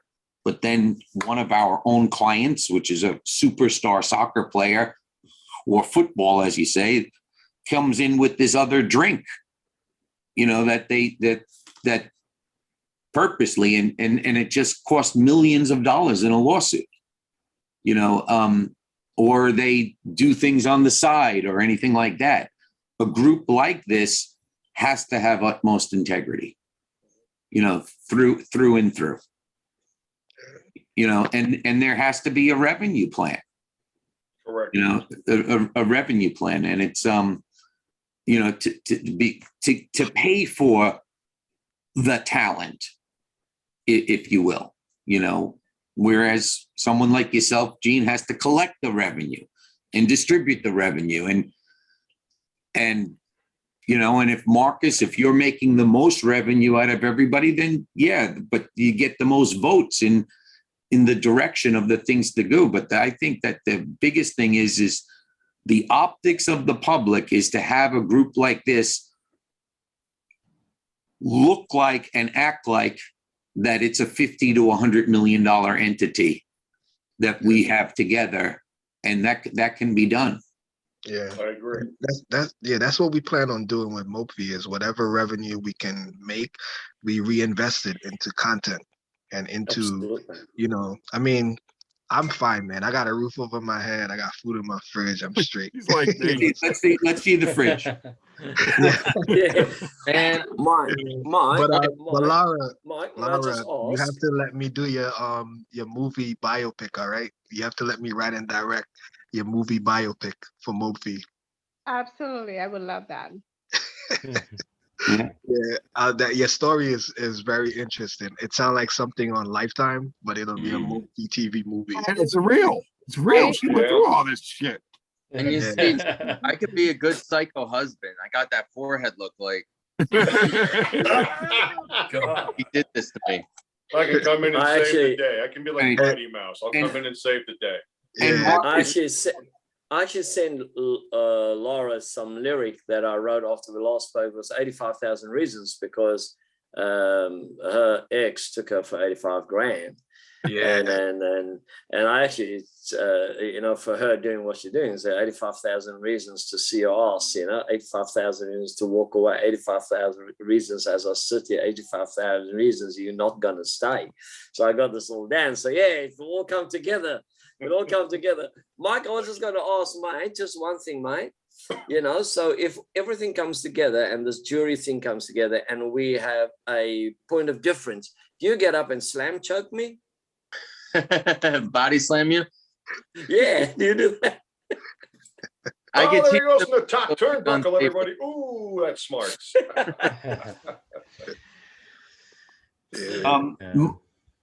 Marcus, did you ever consider that? I think I'm just assuming, but you said you had 1 million downloads with Roku. I would venture to say the reason why that happened is because people interpret that as like, because people loved mob movies and they think of this Mofi as mob. Like they're going to. That's what I originally thought it was. That's the mob. Yeah, exactly. Like this is the Sopranos channel is there, or something like that. Yeah. Well, here's the thing. Yes, that's also true. A lot of people thought it was a Mob-Fi TV name, and they thought the content was all mob related. But no, not really. But I also do know that in the future we're gonna have a channel dedicated to films that just genre. so you know, I'm 100% Italian, and if you need my Uncle Armando or my Uncle Vito or anything like that, I would do some sort of an entree, like a 35 or 45 second trailer. That Gene, sorry mate, I just got to go. Something just happened in our family, and I've got to go. I'm sorry. Okay, wish I gotta everybody go. well. Guys, everyone, Take thank care, you Rod. very We'll be in much. touch. Paul, great meeting you. Jimmy, Mike, Take care. Marcus, John, thanks for everything. But yeah, I just got to deal with something just happened. So I just got to rush off. Okay, I'll chat with you guys later. Sorry, mate. All right. Take care, my friend. Gotta go. Sorry, mate. Bye. See you later. Bye. But from a branding perspective, I think you almost have like a magnet there for that whole genre that is looking for mob movies. Yeah. You gotta get Gino's mug in there too. I'm sorry? They just had MobCon in Jersey recently, and Of course they did. two people I know attended, and they actually made a lot of networking relationships with people from the popular, and they actually reached out to me today about doing projects with Mophie.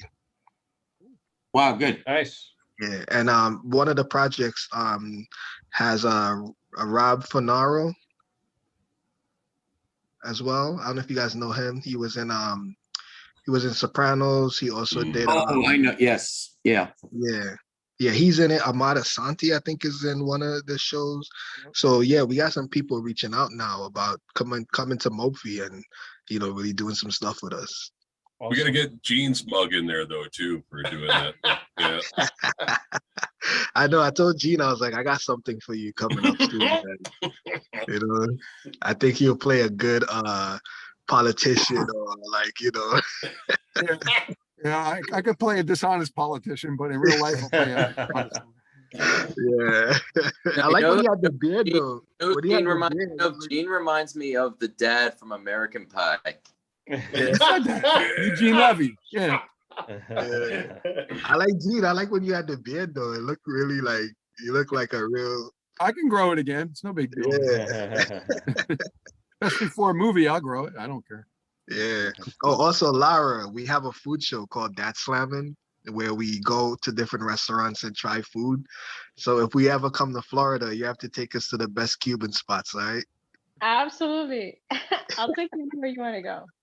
Yeah. We're gonna start traveling with the show to film more episodes and stuff. So I know I told these guys that Florida has a really good food scene for Cuban and Haitian food and stuff.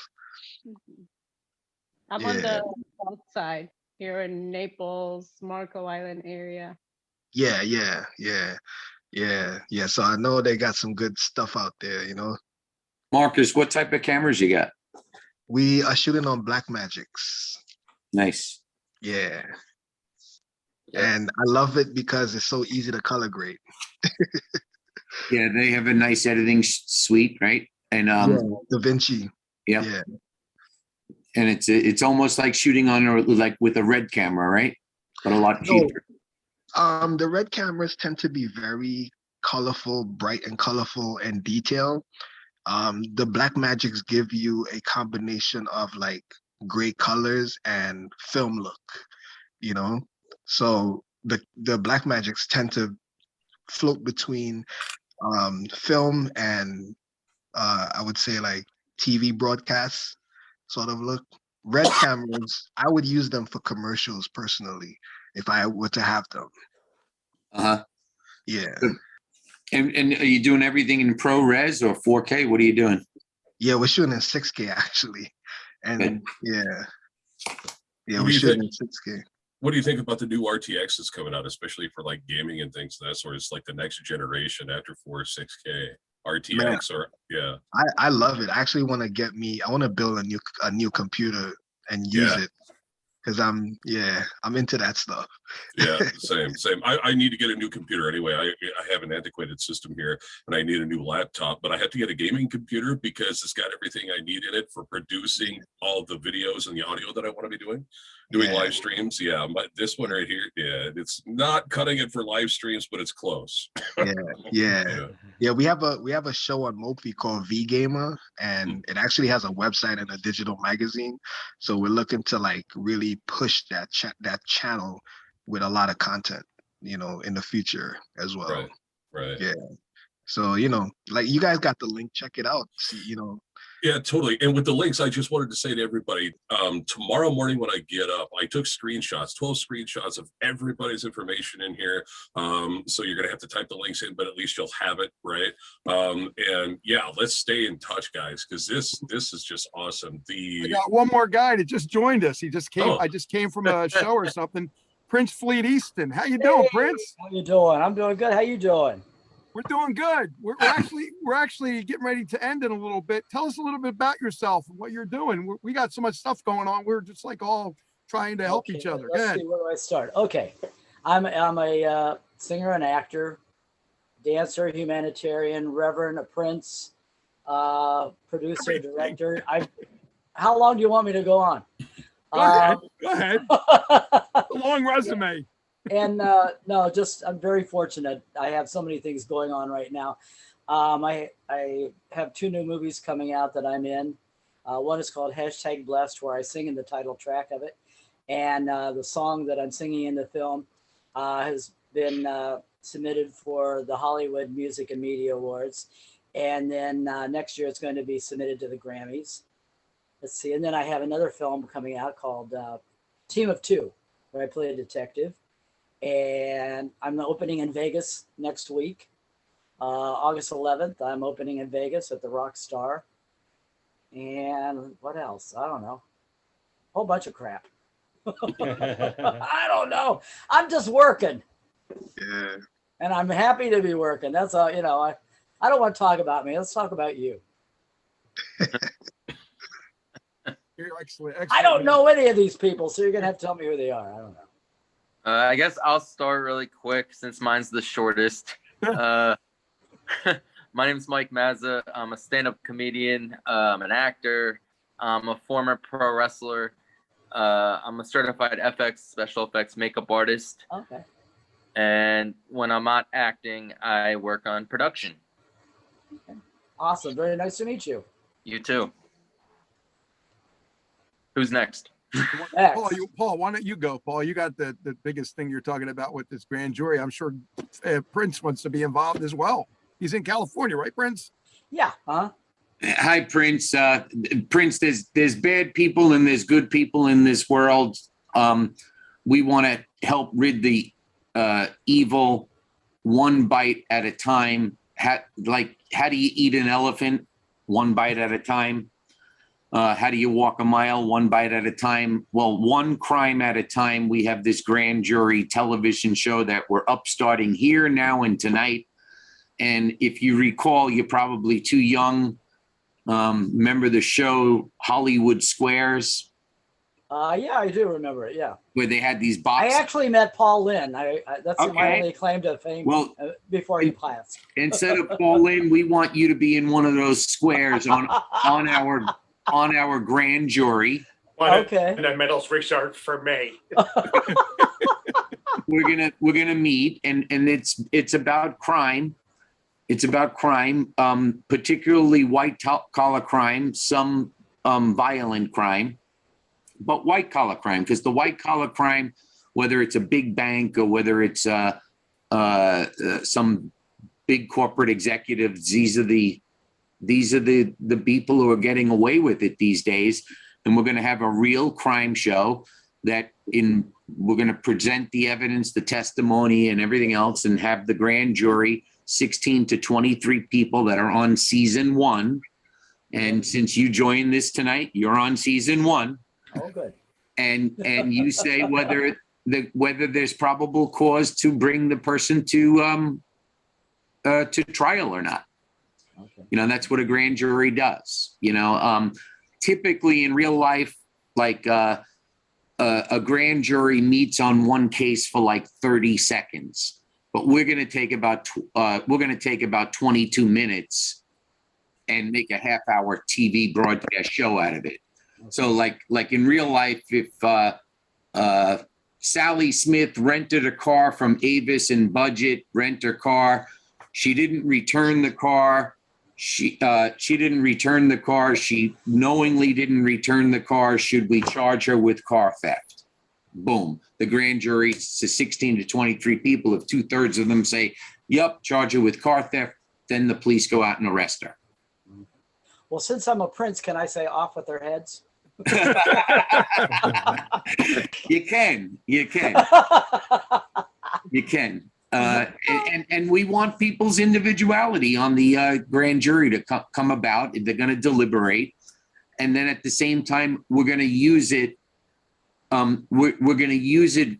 I don't want to say expeditiously. We're going to use it frugally, where at first it goes to an audience of 1 to 10, who is the real prosecutor.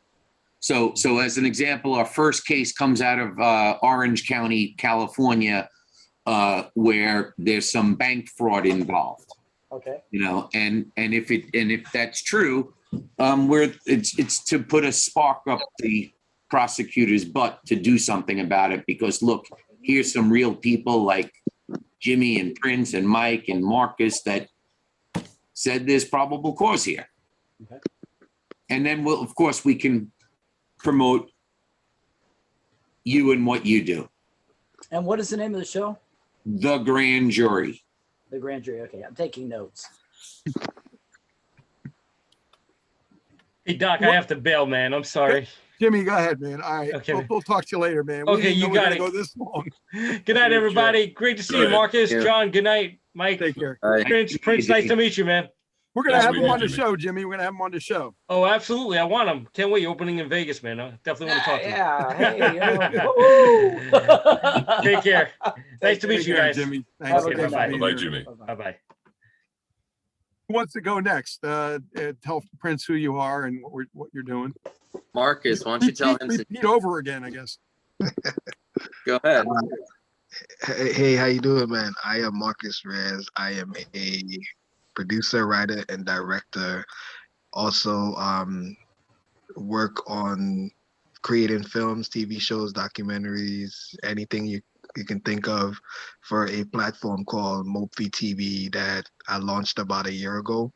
So yeah, I'm just here to connect with everyone about creating content for it and also getting the platform to the forefront. Awesome. Well, welcome. Yeah, thank you. Who wants to go next? John, you want to say, or Roger? Who wants to go? Well, I don't know. I guess I can. Don't be shy. Just got to keep repeating over and over again. That's all. I'm a fragile little flower. No, I'm not really. So hi, how you doing, Prince? My name is Roger Silver, and I've been in Hi, Roger. Hi, nice to meet you.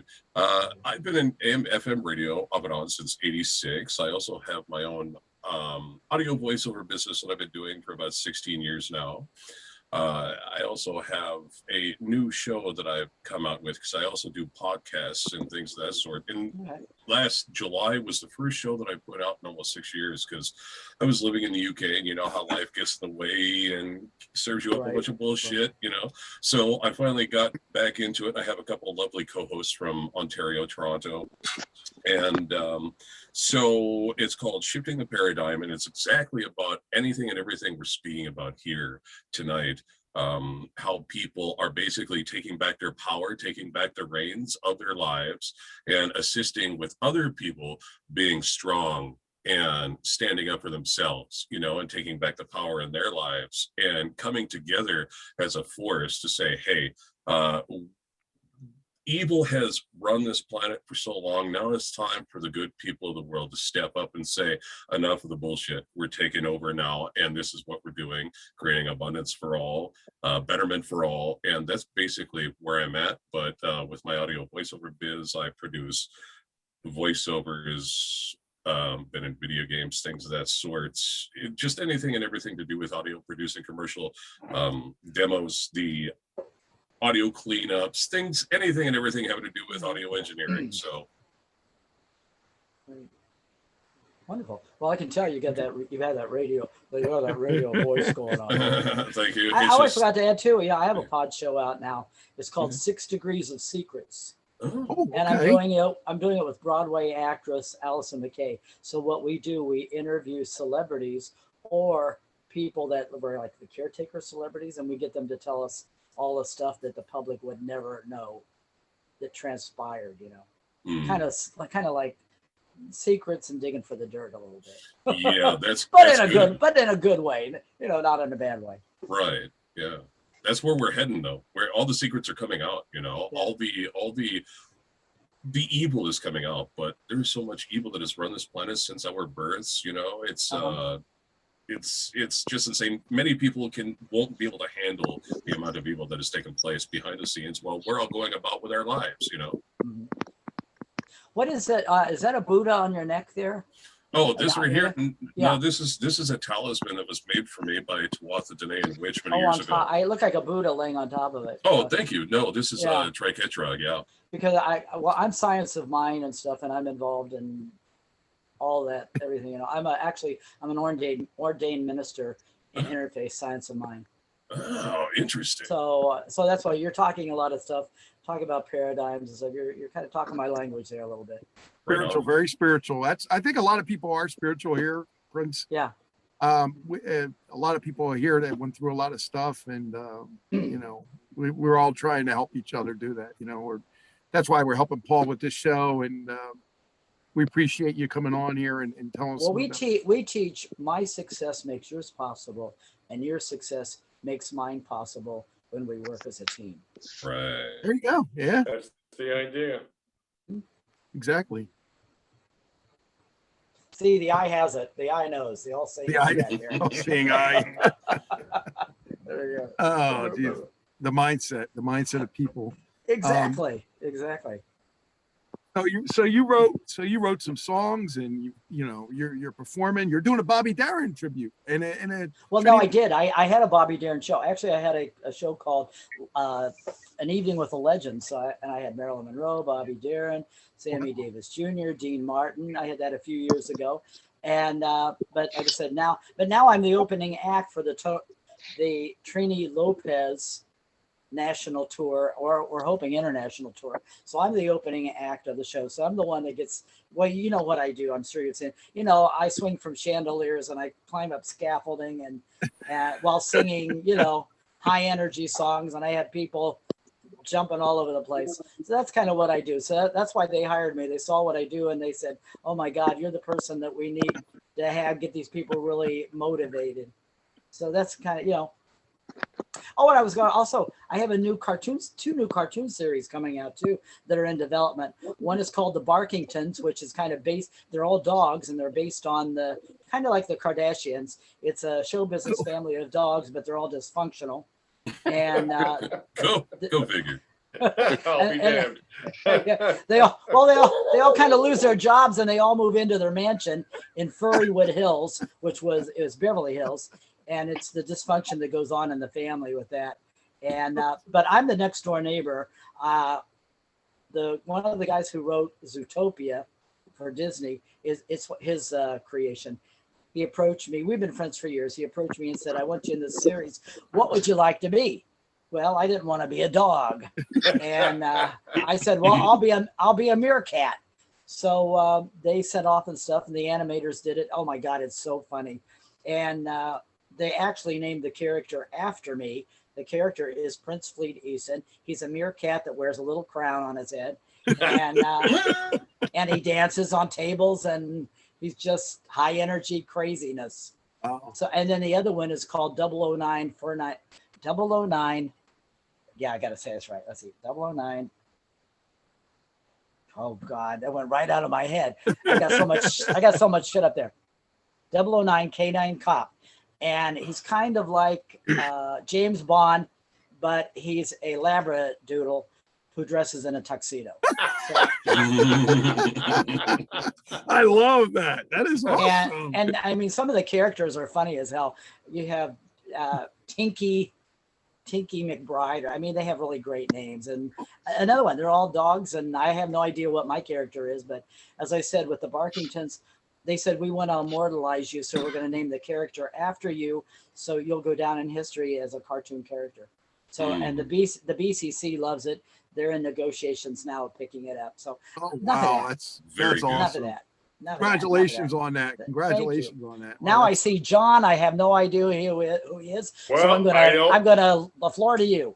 I don't know nothing about the dimes. I got the pennies, the nickels, the quarters. I got a pair of dimes in my shirt pocket, I think. I don't know anything else about that. That was a good one. How are that you, was a Prince? good one. Thank you. Yeah, that's Max from the Loading Docks up there in Port Elizabeth, by the way. Yeah, I know what you're talking about. Forget it, huh? Hey, come on. Bada bing, bada boom. Hey. Listen, I got a guy, so don't worry about it. All right. No, I'm John Thielen. I got to know Gino, I don't know, about a half a dozen or so years ago. We've done some shows, been on some shows originally out of HamiltonRadio.net. Did a show with a colleague of mine for about a year and a half, 2 years. I've done voiceover and radio and so forth, just like Roger, for many years. I've been at radio or verbalizationing on the air, whatever you want to call it, since about 82. I've marketing and sales and ownership, and just the idea, the creative process is what I always kind of dug. I'm into a bunch of other things too. One of them I mentioned to the folks earlier. I'm an old football guy. I used to suit up, strap up, helmet, shoulder pads, the whole thing up until about 8-9 years ago. I played till I was about 47, 48 years old. Wow. Well, I didn't always, I wasn't in there for the whole game. It got to the point to where, okay, I'm here if you need me for 2 or 3 plays at a clip. And then I'm like Peter Griffin. I gotta wait here. Hold on a minute. I can't breathe for a minute. That's good. And so I've done that, but now I have a team. I own a team. I run a team. I have a team, and the reason I say that is because so much of what we're efforting on here, what we do here, what we've got planned here, whether it's the grand jury, show, or one of the 28 gazillion things that we end up finding ourselves involved with around here. It's all about the team, the collaborative, because like with a football team, if you got one player who's not all in, the whole thing, it's not cohesive. It doesn't work. It won't go. It doesn't matter if it's the lineman, the running back, the receiver, the tight end, the quarterback, doesn't matter. If you got one guy kind of phoning it in, even on one play, it doesn't work. So that's what we're doing here. It's a collaborative. And the thing of it is, what I'm finding out about this group, or the remains of the group, because we had about 12.5 people in here about an hour and a half ago, is that you don't know the resource that you have, whether it's in me or Gino or Lara or Paul or Roger or Mike or Marcus or whomever. You don't know what you've got in somebody until or unless you ask. And then what I'm also finding too is these folks, this group is into helping, is into, well, I can't do it, but you know what? Again, I got a guy, you know what I mean? Literally, I know somebody, or somebody else knows somebody. So, whether it's one thing or another, whether it's some experience from one thing I've done here or one thing I've done there or what have you, I'm glad to do what I can, whether it's, again, one thing or another. You need me to play Barky von Schnauzer on the TV show, on the cartoon? That's a good Barky von Schnauzer. I like Yes, that. a Barky von Schnauzer. It is I. I live in the tree next door because I don't have any home. Okay, leave that down. Oh, sorry, I didn't mean to step on you. We've all done that. Lara, have you stepped on King's toes by accident once in a while because he's underfoot? I bet, huh? I don't know. I used to call my dog Visa because she was everywhere I wanted to be. You know what I mean? So, that's not her name. Yes, but she's everywhere I want to be, dear. That's good. I don't have the dog. I don't have the girl. So what am I going to do? I'm a dad. That's a good Hey, one. Laura wants to talk. It's been really wonderful connecting with you guys. You guys are the best. To talk Love me you. into that, I literally have to go. It's been wonderful, but make sure that you guys pass me your numbers, your connections, so that we can make this happen, because what we're all here connecting to do is something really magnificent that can change so many lives. And we only know right now the tip of the iceberg. We have no idea what an enormous impact this is going to have when it's actually launched. So I'm really looking forward to networking with all of you and making this happen. So Same, likewise. Thank you, Lara. Before you leave, one question. Are you running for president again? Ever? if need be, yes, I would love to. Yes. Yes. Right. It would be really interesting, but I would come in probably, more controversial even than Trump. I think I would be. But anyway, you guys, I love you all. You too. Take care, Laura. We love you too. Long, Lara. Night. Have a good one. Oh, well, anyway, Prince, this is Yes. what it's been all night since 8 o'clock. We've had a lot of people here. We've had registered nurses. We've had. Where are you coming from? Well, I'm from New Jersey. Oh, so you're on the East Coast. Yeah. Yeah. Okay, you know what? That's why I came in at my time, because I thought it was 8 o'clock my time. That's why I came in at 10 o'clock your time, 8 o'clock my. Was it? No. You know, that's funny. What? Charlene Tilton was supposed to come in, and I guess she got confused with the time too, because I told her EST, Eastern Standard. I didn't see it. I just saw 8 o'clock. I'm sorry. At least I'm here. I made it here. It's okay. That's funny. Where do you dwell there, Prince? I'm in Palm Springs, California. Oh, okay, right on. Well, I'm kind of next door. It's I'm up here. 120. It's 120. No. No, I'm next door to you. I'm up here in Rapid City, South Dakota. Right next to me, Rancid yeah. City. Rancid City, yeah. Right over there. Rapid City. Yeah, well, I would have been here sooner. I'm sorry I misread it when I saw that. I apologize. That's okay. You're welcome anytime. We were just saying, you guys think anybody here, do you think you can bring other people to this thing so we can set this up with the next week? Do you think that will work for you guys? Yeah, possibly. You know what? I can actually speak to one of my co-hosts, Diane Brown, and she is a professional singer, SAG-AFTRA and all that up there in Canada, and she's done backing vocal tracks and sang for different shows like Schitt's Creek. Who else? American Gods she was in as well, background track. Yeah, and this last, oh man, she's got a set of pipes on her. Elton John actually gave her accolades on her debut album that came out in 2005. I cannot remember the title of it right now, unfortunately, but she rocks. She is so cool. But I'll see if she wants to get in on doing maybe something musically in the background for it, Okay. Very good. I think go ahead. This This is going to go on YouTube, right? Or there's going to be a link, or is this going to be a private? What, this show? Yeah. Yeah, I'm going to put it on YouTube when we're done, and then I'm going to upload it to Facebook. Right on. Okay. Well, I would just say double back with what the plan is, whether it's next week or what have you, and if Let's do for next week. Let's speaking Paul for said. me, just if I have a little heads up, I'm happy to do what I can. Does everybody need like a couple days heads up to get it going? Yeah, like I said, Monday I and know, Tuesday. Marcus, you're so busy though, but do you have that extra time?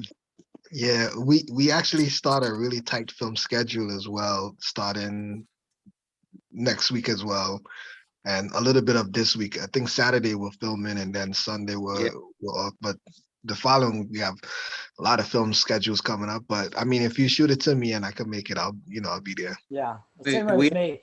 Because I'll be in Vegas all next week, so I know kind of what my schedule is going to be, but if I can pop in, I will. All right. Marcus, need to be there for how long, Paul? About 20 minutes? 22 and a half minutes of content, and then we go to deliberation, probably 10, 15 minutes. And so about 45 minutes total.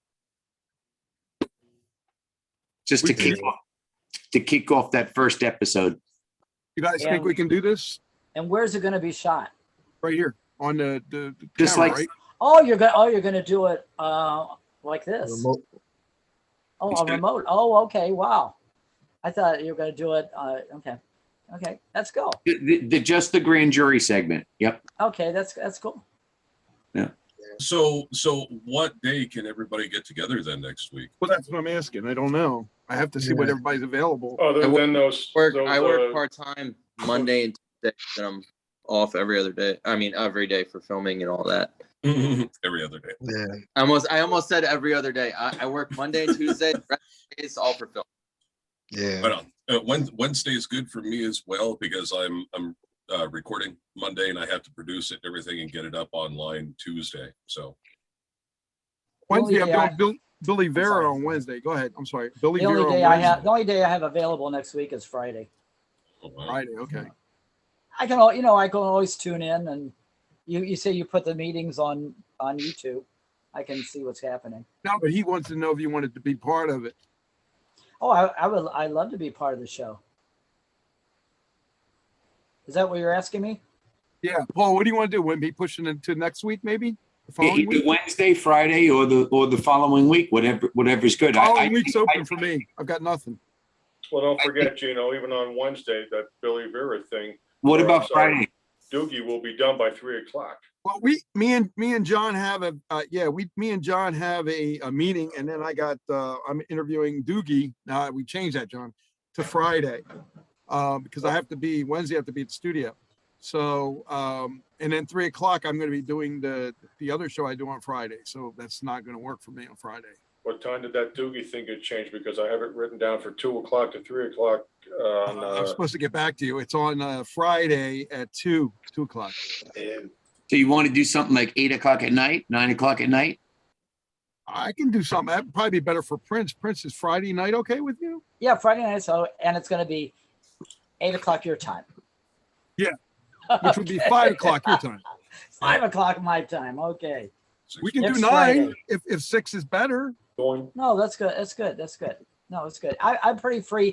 I'll be back from Vegas, so I'm pretty freed up then. All right. Well, make sure you share your information. You got your email there. That's good. Okay. Everybody knows each other. So outside of this, contact each other, talk to each other. Oh God, we got one more person, but I'm gonna not. One more time on the Wednesday, Gina. What I was erasing the other one. Wednesday, we canceled the Wednesday for Doogie because I have to go to the studio. No problem. And just Billy Vera on Wednesday. Yes, I understand, but I'm talking about this thing.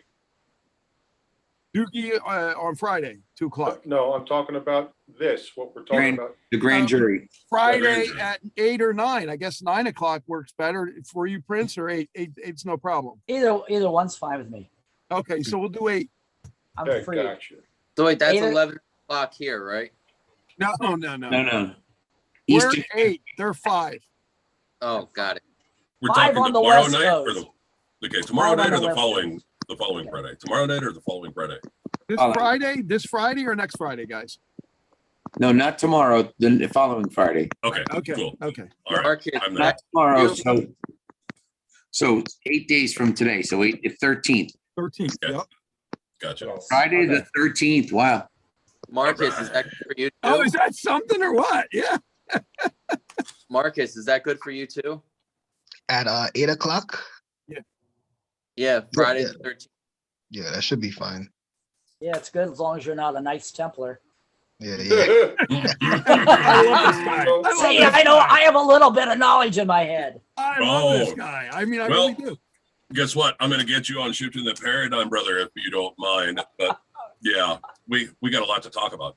Works for me.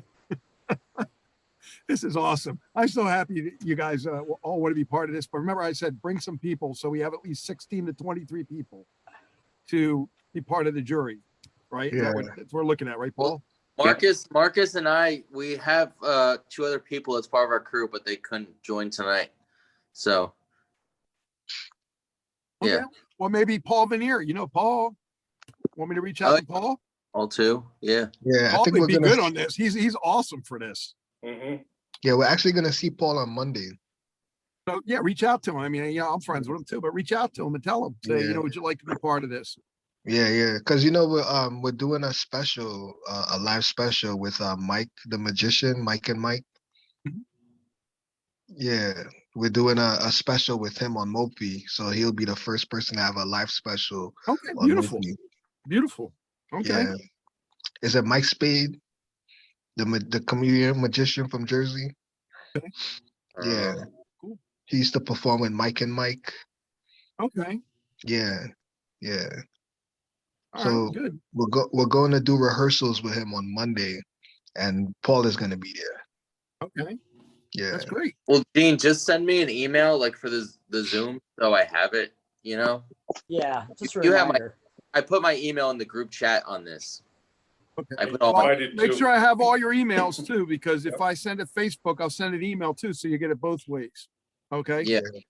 And like I said, I'm going to be taking all the contact information tonight. Well, not tonight. Tomorrow morning, I'll break it all up and I'm going to send it out to Gino, and he can get it out to everybody on Facebook. Good. That would be great. Thanks. Yeah. Thanks. I don't have the time, Roger. Thanks. Yep, you got it. All right, wonderful. guys. Well, have a great night. Very nice meeting everybody. Thank you, guys. Thanks for everybody Thank you, being Paul. here. Thank you, fellas. Yep. Great time. Thank you. Bye, guys. See you All now. right, guys. Bye-bye. Have a good one. Nice meeting everyone. You good. Till next time. Thanks, Marcus. Take care, you guys. Yeah. See you.